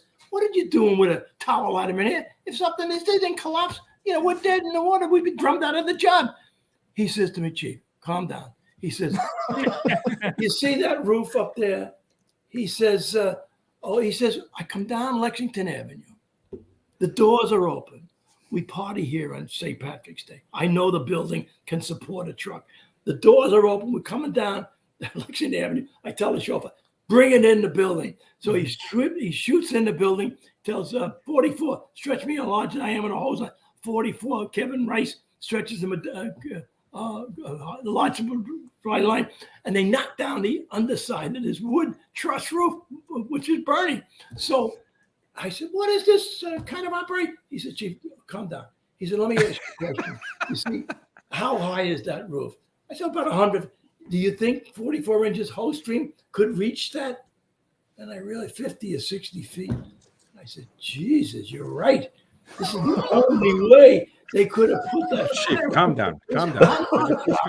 High risk to bringing a tower line in the building, a truss roof, and fighting the fire from beneath the truss. I mean, it's unheard of. So I walk out of there. So I tell Bob, Bob, I'm going to put 13 truck and 44. I love it. But anyway, so now That's fast forward awesome. 15 years, I have my retirement party. And Nick Visconti and Neil McBride, and my driver, Jack Tevlin, we have our party in the 7th Regiment Army in a beautiful officer dining room. Beautiful place, lanterns. So now when I give my speech for retirement, first thing I do, I say, I would like Lieutenant John Robinson to stand up and take a bow. He saved this building. Relay the story. Great. So he takes a bow. Actually, Robinson didn't sit down for the rest of the speech. He stood up there. But Oh shit. Anyway. So What do you think would have happened, Chief, if he didn't knock it down? There was no question about it. The whole building would have burned down. It would have burned for weeks. And then you imagine all the rich people up in the East Side. That with the fire service. Definitely 3 days. And Hey, man, that guy was thinking outside the box, man. John Word for Robinson. word. He saved Word my, for word. you saved our career. But that was a John Wayne time, as somebody said so in the chat. Yeah. it was All right, I'm going to throw another name at you. All right. Okay, sure. good. Tough Timmy. Who? Tough Timmy. Oh, Timmy. Well, he's a Bronx legend. Timmy His name's Gallagher. come up. Yeah, his So name's come up. 88 engine. When I was in the 7th Division, I worked with Tough Timmy, and we were firemen together too. I mean, we go back way back. I was a fireman in 59 engine. He was a fireman at Squad 1, and we would be on the top floor of the firehouse, back in 1958, 57. And we would be punching the bag, take turns punching that speed bag, keep those guys from coming up after us. But Timmy was tougher. Timmy was a real tough. He was a Bick. He was a Bronx Irish Catholic. I was a Queens Irish Catholic. 2 baby-faced looking kids in this fire department. So we would talk up there. So one day Timmy comes in and he says to me, I was arrested and I spent the weekend in jail. I said, you got to be kidding. He said, you would be suspended. You can't do. He said, I gave the cops a phony name. He said, so he was tough. He was definitely tougher than I was. So we're both young, ambitious kids. We want to be officers. So Timmy used to. We had no staffing then. We had no minimum manning. So Timmy used to put his fire gear in his trunk of his car. And when there was a second alarm, Timmy would respond, go to the chief, report in with fire gear, ready for duty. And then they would take him, and he loved firefighting, but he would also get a quarter of a point on the test. So he went up the ranks, and I went up the ranks. And so we met when I was in the 7th Division. He was an 88 Engine, and the guys loved him, and we respected Timmy. Timmy was a tough man, competitive, would fight you for fire. He was very unorthodox. So, but I knew him a long time. So, but one story I got with Timmy was one day I changed it to as I go to a fire in the Bronx there, and Timmy's in the burn center. Jacoby needed the burn unit actually. So I said, what happened? So the guys in 88 said, when we roll up, there's a woman at the 2nd floor by a fire escape yelling for help. So Timmy says, Captain Gallagher says, stretch the line. I'm going to drop the ladder and get the woman out. I'll meet you up in the hallway. So they stretch the line up. Timmy gets the hook, drops the ladder, goes up to the 2nd floor, goes to grab this woman. This woman has disability. She's, just has mental disability. She's a big woman. She grabs Timmy, pulls him into the fire. So now Timmy's trapped in there. So the Leo Fracasi 38 truck opened the door. 88 goes in, and they say Timmy Gallagher and the lady. Timmy's burned. Timmy winds up in Jacoby Hospital. Now I go in there after I'm at the fire. Now Jimmy Curran is the Captain Rescue 1, head of the burn center. Now Jimmy's very politically savvy. Jimmy knows that Gallagher is a big name in the Bronx. He's well known. So he gets he checks Timmy out of Jacoby burn unit and brings him down to the burn center in New York Hospital, the big place. He wants to get the publicity, Jimmy Curran does, of having this big famous captain burned in. So anyway, I go back to quarters to do my thing. So then I hear that Timmy goes down to the burn center on behalf of Jimmy Curran. And he says, I signed myself out. Timmy said, I'm not staying here. Timmy signs himself out of New York Hospital. So now he goes home. Now burns take a while to get to you. So about 3 a.m, I get a call from Tough Timmy. He says, Vin, he said, these burns are killing me. I got to go to a hospital. So I'm saying, wait a minute. I'm thinking, Jacoby won't take the guy back. They're pissed off at him for coming out. So now I said, well, so the Presbyterian was close on the west side. So I pick up Timmy. I bring him to Presbyterian Hospital. He spends a week in the burn unit in Presbyterian. So Lord rest his soul. He was a one of a kind. And his name comes up a lot, Chief. Yeah, it does. He would be a great interview. But I was thankful to have known Timmy in my career. Yeah, good stuff. I want to talk about a little bit about your writing. So you say in the book that your wife said that you were obsessive compulsive, and that's what really was your writing skills, the fact that you were obsessive compulsive, and also that you had good publishing. So it kind of reminds me of, I'm not really a good carpenter, but I'm tenacious, and I'll just keep going until I finish it. So it seems like it's the same thing with your writing. Right. I put the words down and the content, and then the editor makes the finishing touches. But I was not a writer. Like I tell in that article, when I went to college, on a GI Bill, and I took my first English course, which was English 01, not even English 1. 101. 01, because I knew I couldn't do English 1. So when I do my first paper and I hand it in to the professor, when he marks it and calls us up afterwards, he looks at my paper and he says to me, are you at this school on a sports scholarship? He says, you're a wrestler or something. Did you get in here because you're a sports athlete? I said, no. So anyway, so I persevered.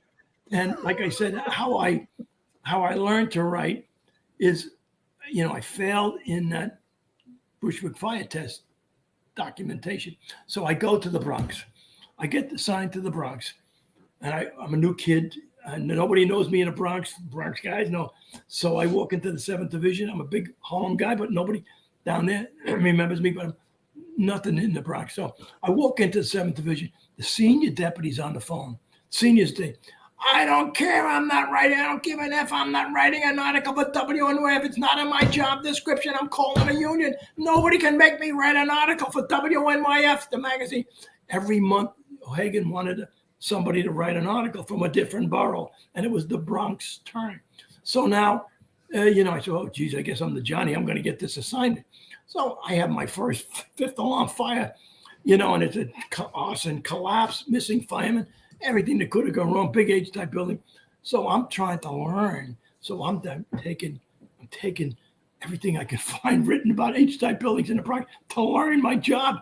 So I write this thing, I put everything together, and I took a little bit about my fire, and I called it a classic fire, which they laughed at in the borough. So I send it into this guy, Frank Burns, the assistant borough commander.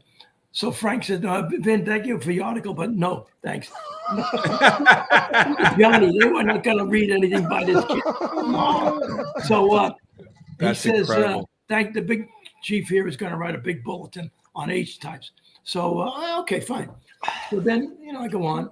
And then a couple of months later, this other guy has a fire at night. And in the daytime, I do my administration, and I said to the driver, let's take a ride over and look at Harry's fire. We go over to Manhattan. He said, on the way out, he said, we had a collapse to him. So we go over there, and there's 4 foot of stone, 100 feet on this sidewalk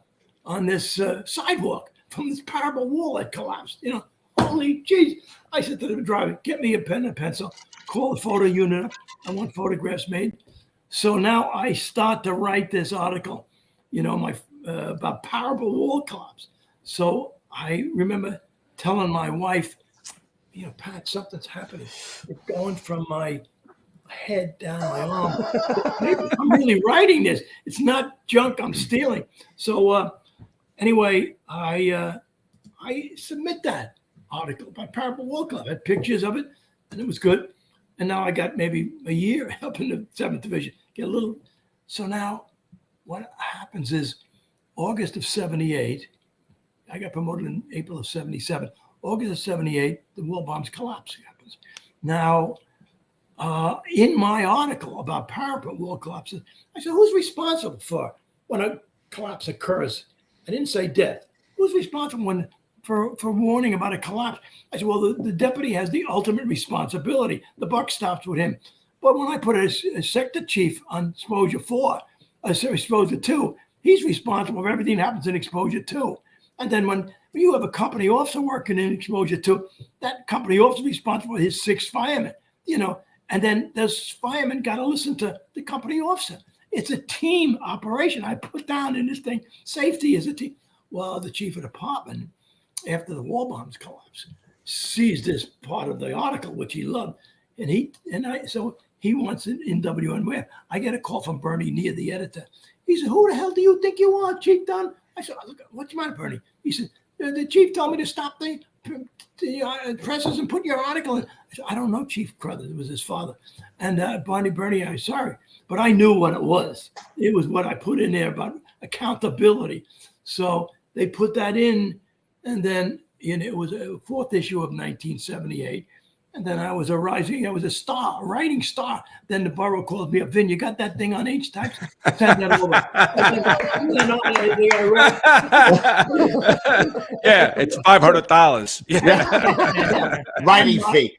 And I got over that bear. I got over that midlife crisis. I got over that hump of not being able to do that assignment in headquarters. And then I say in the book, most of my life has been overcompensating for my failures. I've had many failures, and then I try to be better. So one of my. So then what do? I write 9 books. I write 9 books. Wow. So because I couldn't write that. The goat. So anyway, that's how it. So we're already into division commander. So if you have any other stories you want to talk about as a division chief, it's all yours, chief. Well, you know, as a division, you're more of a defensive firefighting chief.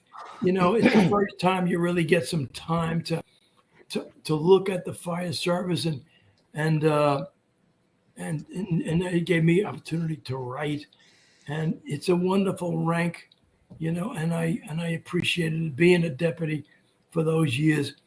But so that's if you want to conclude, I mean, I got this thing about my tip. Are we ready for tips, Kevin? No, if you're ready, I mean, unless you have something else, I mean, we totally can up drop to it. you. Well, give me a hint about deputy. What was interesting about the deputy's rank that you'd like me to talk about?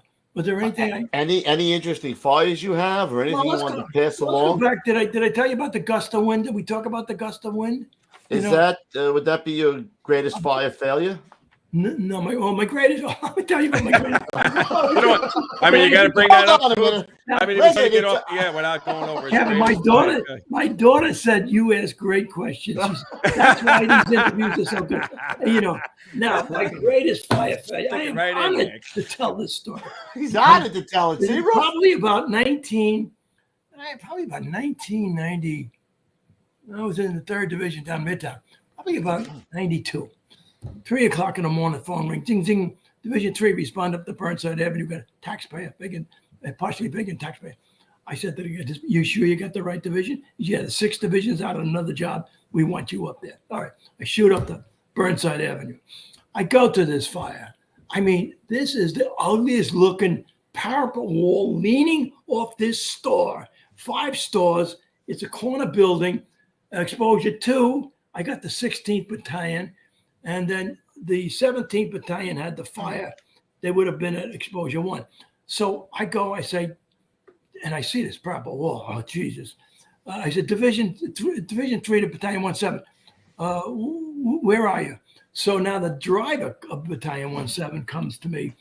This guy's name was Kevin. He was a fireman in 33 truck. His brother was a fireman in 48 engine, and he was paralyzed when a parapet wall fell down on the back. He was crouched down with a nozzle. The parapet wall paralyzed this guy. He would come to our company dances with his wife, you know, with crutches. And so there's his brother, the parapet wall, casualty. I'm looking at this wall. So I said, where's the 17th? He said, Chief is in a nursing home in exposure 3. Tell him to stay there, you know. So then I said, give me 2 more battalion chiefs. I get the 15th and number exposure 1, 26th. I think I put in exposure 4. I got everything covered.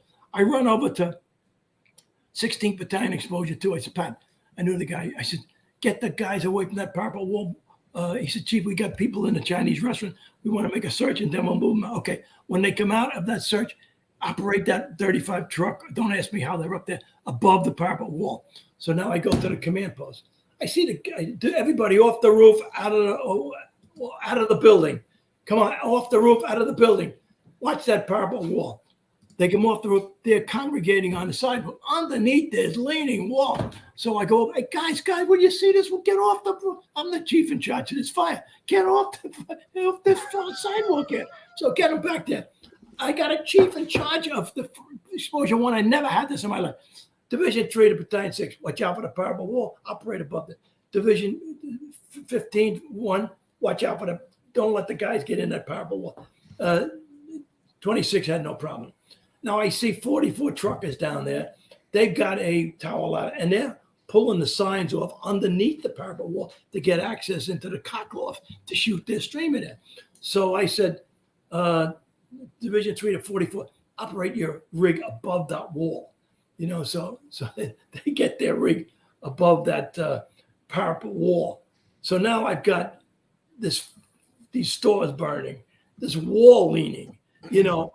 And again, watch out for the parapet wall. So their safety chief comes up. I said to the hey, just make sure nobody gets killed by this parapet wall, right? Look at it. And we all see it. So now I see we got another truck in the intersection. So now the field comm says to me, Chief, you got to help me with the board. Tell me where the chiefs are. we got the chief of the department responding.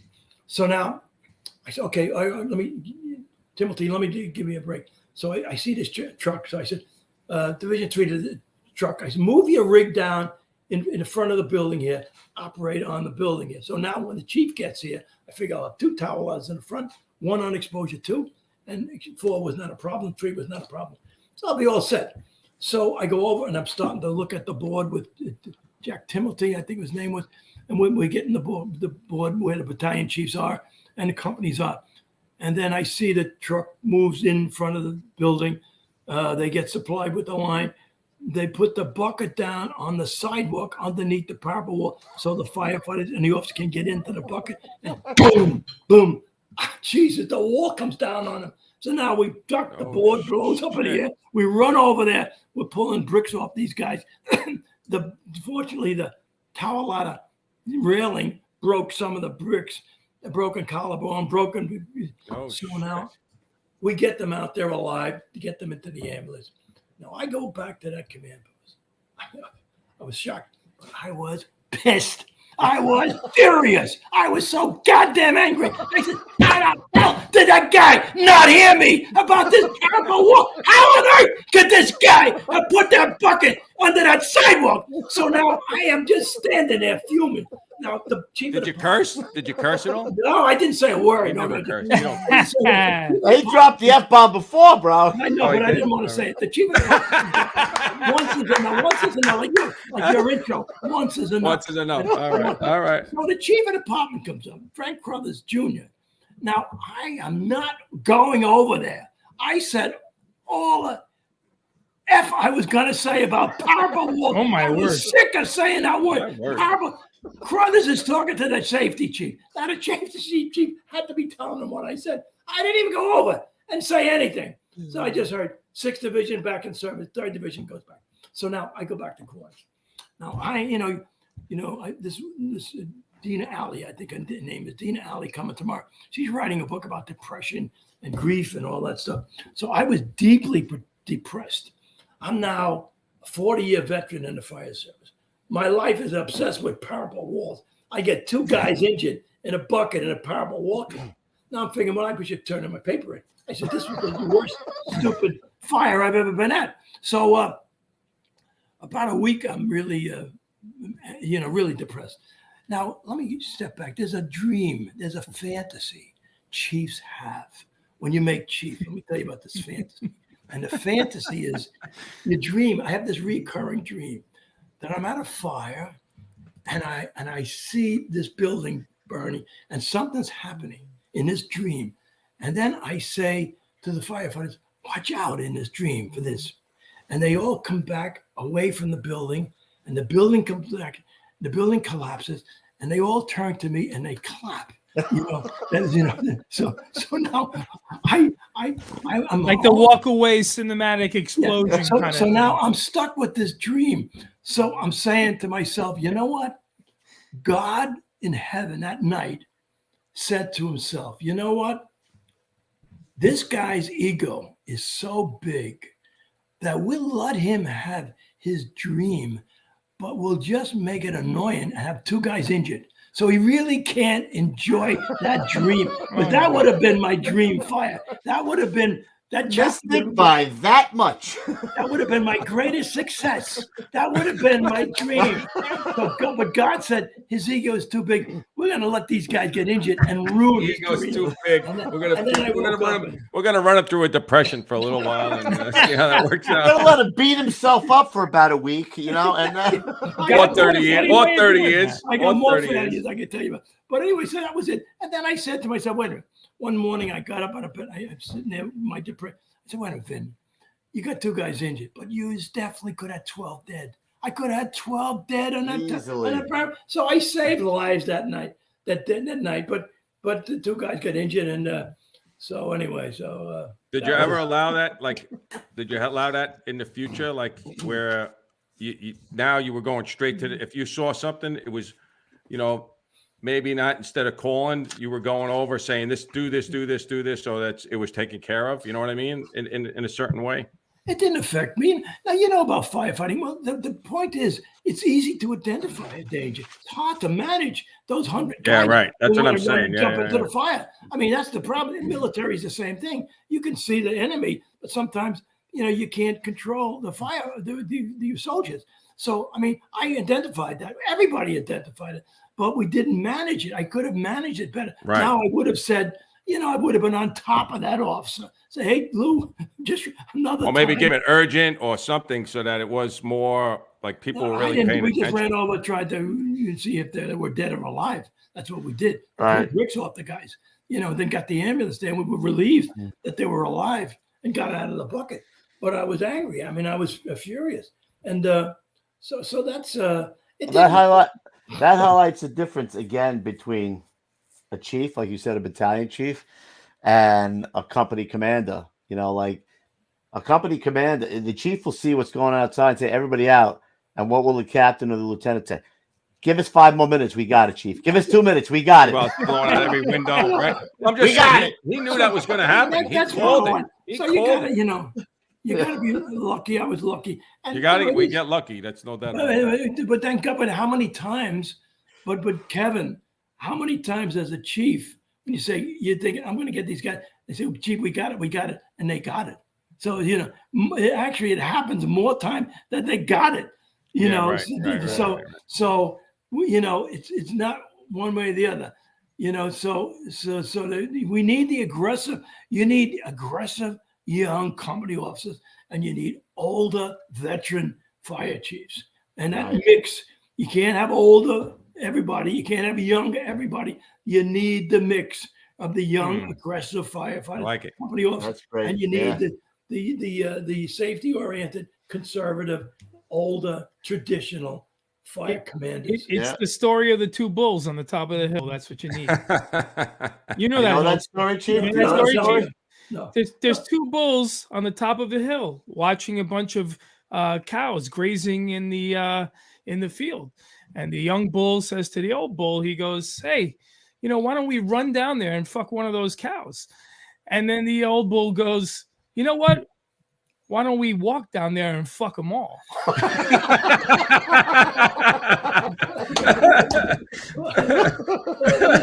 Facing yourself does matter. Patient yourself. Face Patient yourself. yourself. Words There you to go. the fight.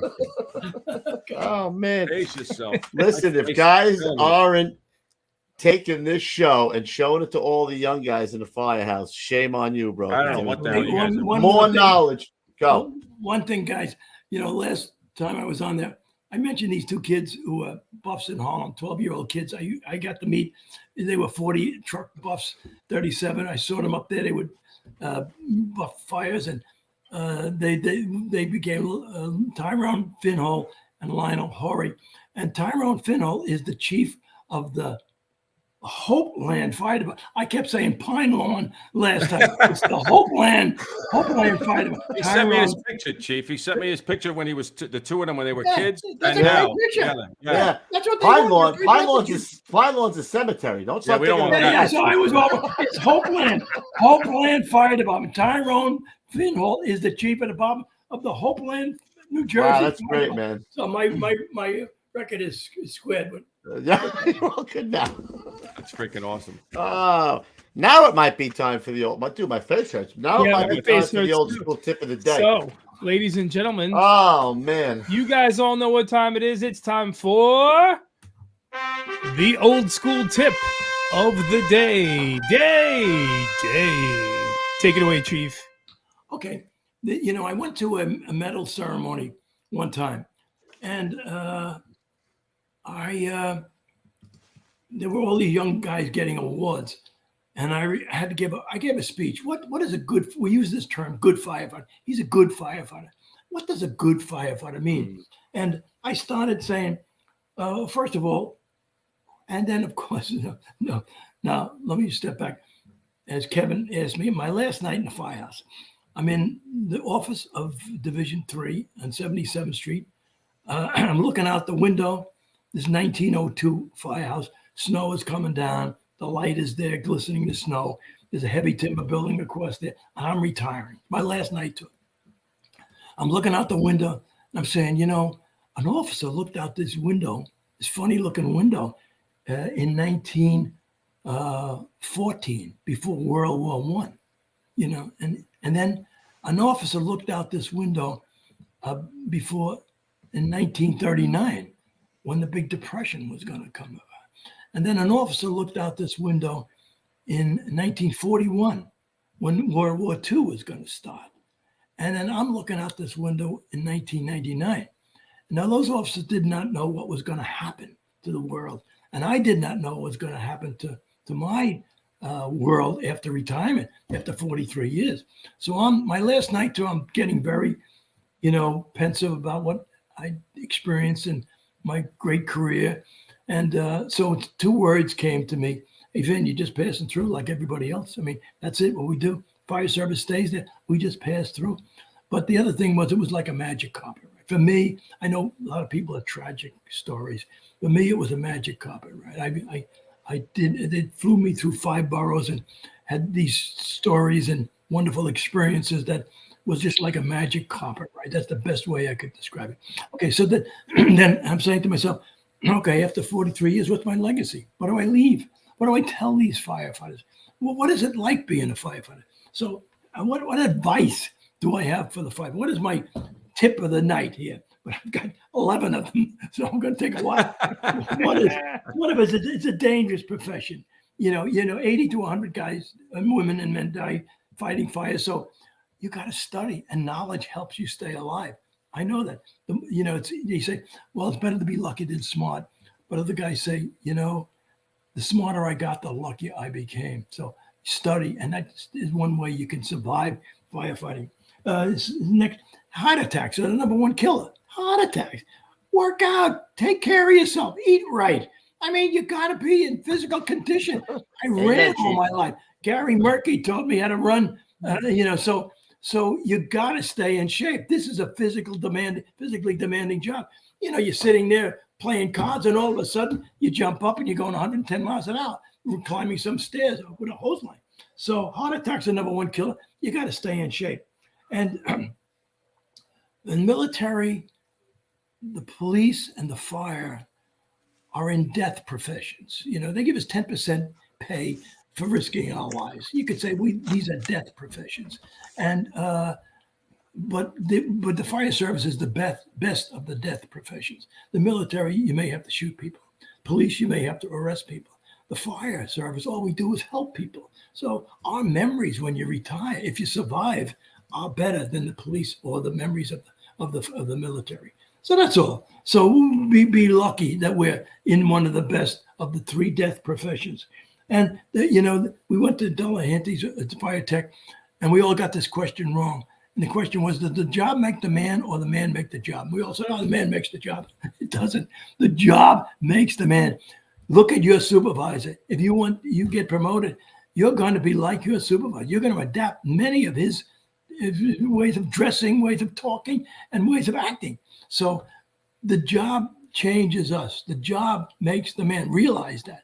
So look at your boss, because you're going to be like that boss if you take his job, and support your boss. I mean, it's a tough job. If you get a chance, work with the chief of the department, find out how great the stresses are, and then if you're smart enough to get that job, you'll know what you're up against. So if you get the chance, I mean, I was glad I worked with O Regan, even though I saw things that I couldn't handle, but I'm glad I went there and supported him. So support your boss. I mean, because many times the bosses have to make these political decisions, which are not logical and make no sense. Okay, labor management cooperation. Sometimes you get into these labor management, like strikes and job actions. You got to, as an officer, you got to negotiate your responsibility for management with the union. And it's doable. Sometimes it gets difficult, but you can support the union and support you and comply with your management responsibilities. And remember, when things get really bad, we all have to work together again afterwards. So don't let it get out of control, because we're going to be working together as we find out. And balance your work and family life. after you achieve all your goals in the fire service, like I did, then you realize you could not have adapted, you have not have achieved that without the support of your family, with your wife and your children, giving up things for you so you can get promoted. So you got to balance your life, your work life, and your family life. That's critical. It's difficult. I didn't always do it, but I managed. I managed to balance it. I did okay. Let's say that. So remember that your job isn't everything. Your family is the reason you can brag about having a good life. And the firefighters are social workers with muscles. I mean, we are for social workers. We help people. So we're social workers with muscle. We work out. We stretch heavy charge hose lines, and we carry ladders. So we're social workers. We're helping poor people. Most of our fires are in poor people houses, and we are social workers, and we got to stay in shape to lift those big hoses and nozzles and ladders. So realize that. We do more than fight fires today. Number 9, today we're a full service rescue agency, medical emergencies, hazardous materials, high angle rescues, vehicle extrication. We do it all. So fire prevention. So realize we are full service, and we're not just like I do. See, I try to keep it in the firefighting field because I think that's the most dangerous field. So I've spent my career not in all those big fire service duties, but I've tried to keep the battle space part of firefighting on my burner. And we must obtain a college degree. Now, I did it thank God for the GI Bill. I would not have gone to school without, and the Iceman's son, Frank Lamusco, he got me into Queens College. And he said, what does a college degree do? What does a college? It doesn't help you do anything. But if you want to run the fire service, Sal Casano had a college degree. Ed Caduff had a college degree. I'm sure Danny Niagara has a college degree. You're not going to get those jobs if you don't have degrees. So then, okay, you don't want to get the degree, then you let a law enforcement person run your job, or you let a lawyer run your job, or you let a politician run your job. If you don't get those college degrees, you'll never control your own job. And as John O Regan whispered in my ear, Vin, he says, Vin, so I'm saying you got to specialize in one of those fields of firefighting, collapse, medical emergency, vehicle extrication, and specialize, become an expert, and teach that field, or write about that field, or whatever. But like John says, we all have a responsibility to leave the fire service better than it was when we joined it. And that's my lessons learned, 11 of them. Excellent. Wow.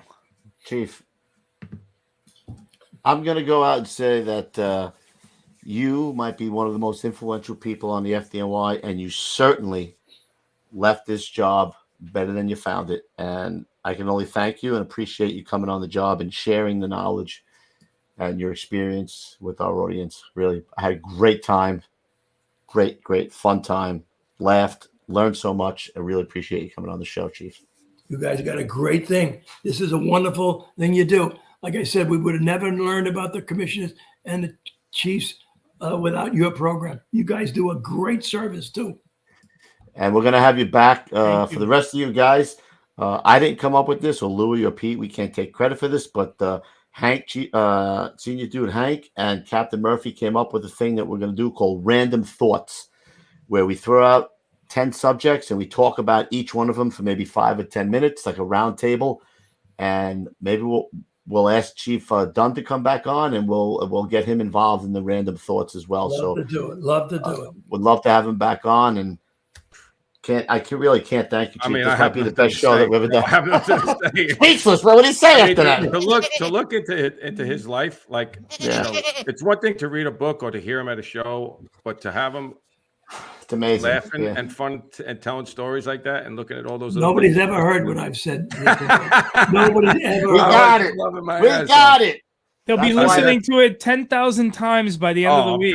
I'll be driving. going away this weekend. I'll be listening in the car again because it was funny, and I'm sure I missed a couple things here and there. Excellent.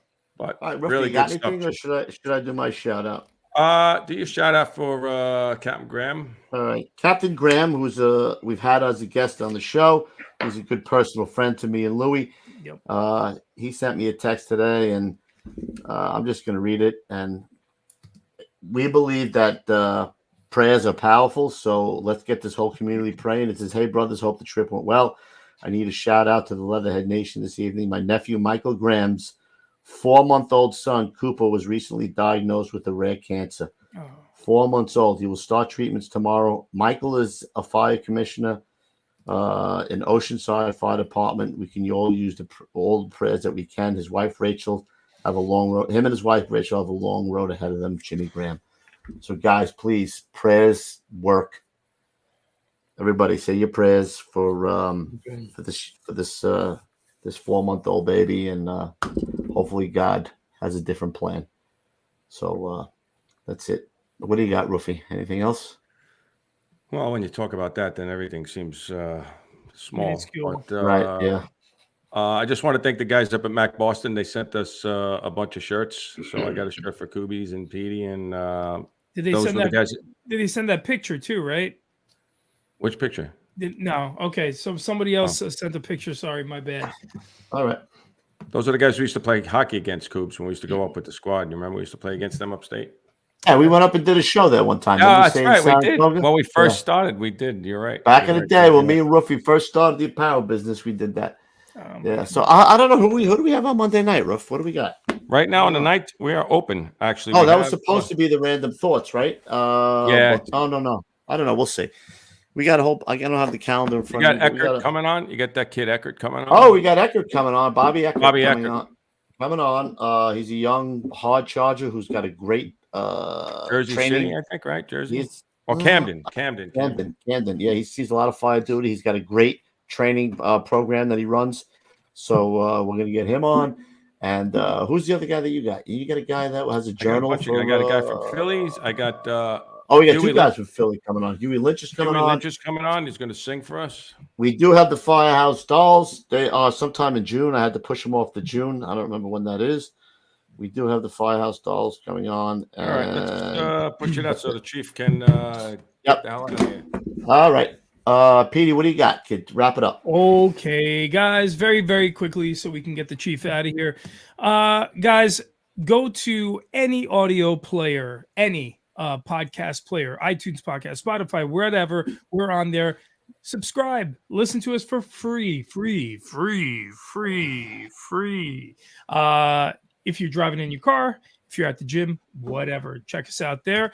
If you're here at youtube.com/Getting Salty Experience watching this with all of our great pictures, so on and so forth, hit that like, subscribe, and share button as always.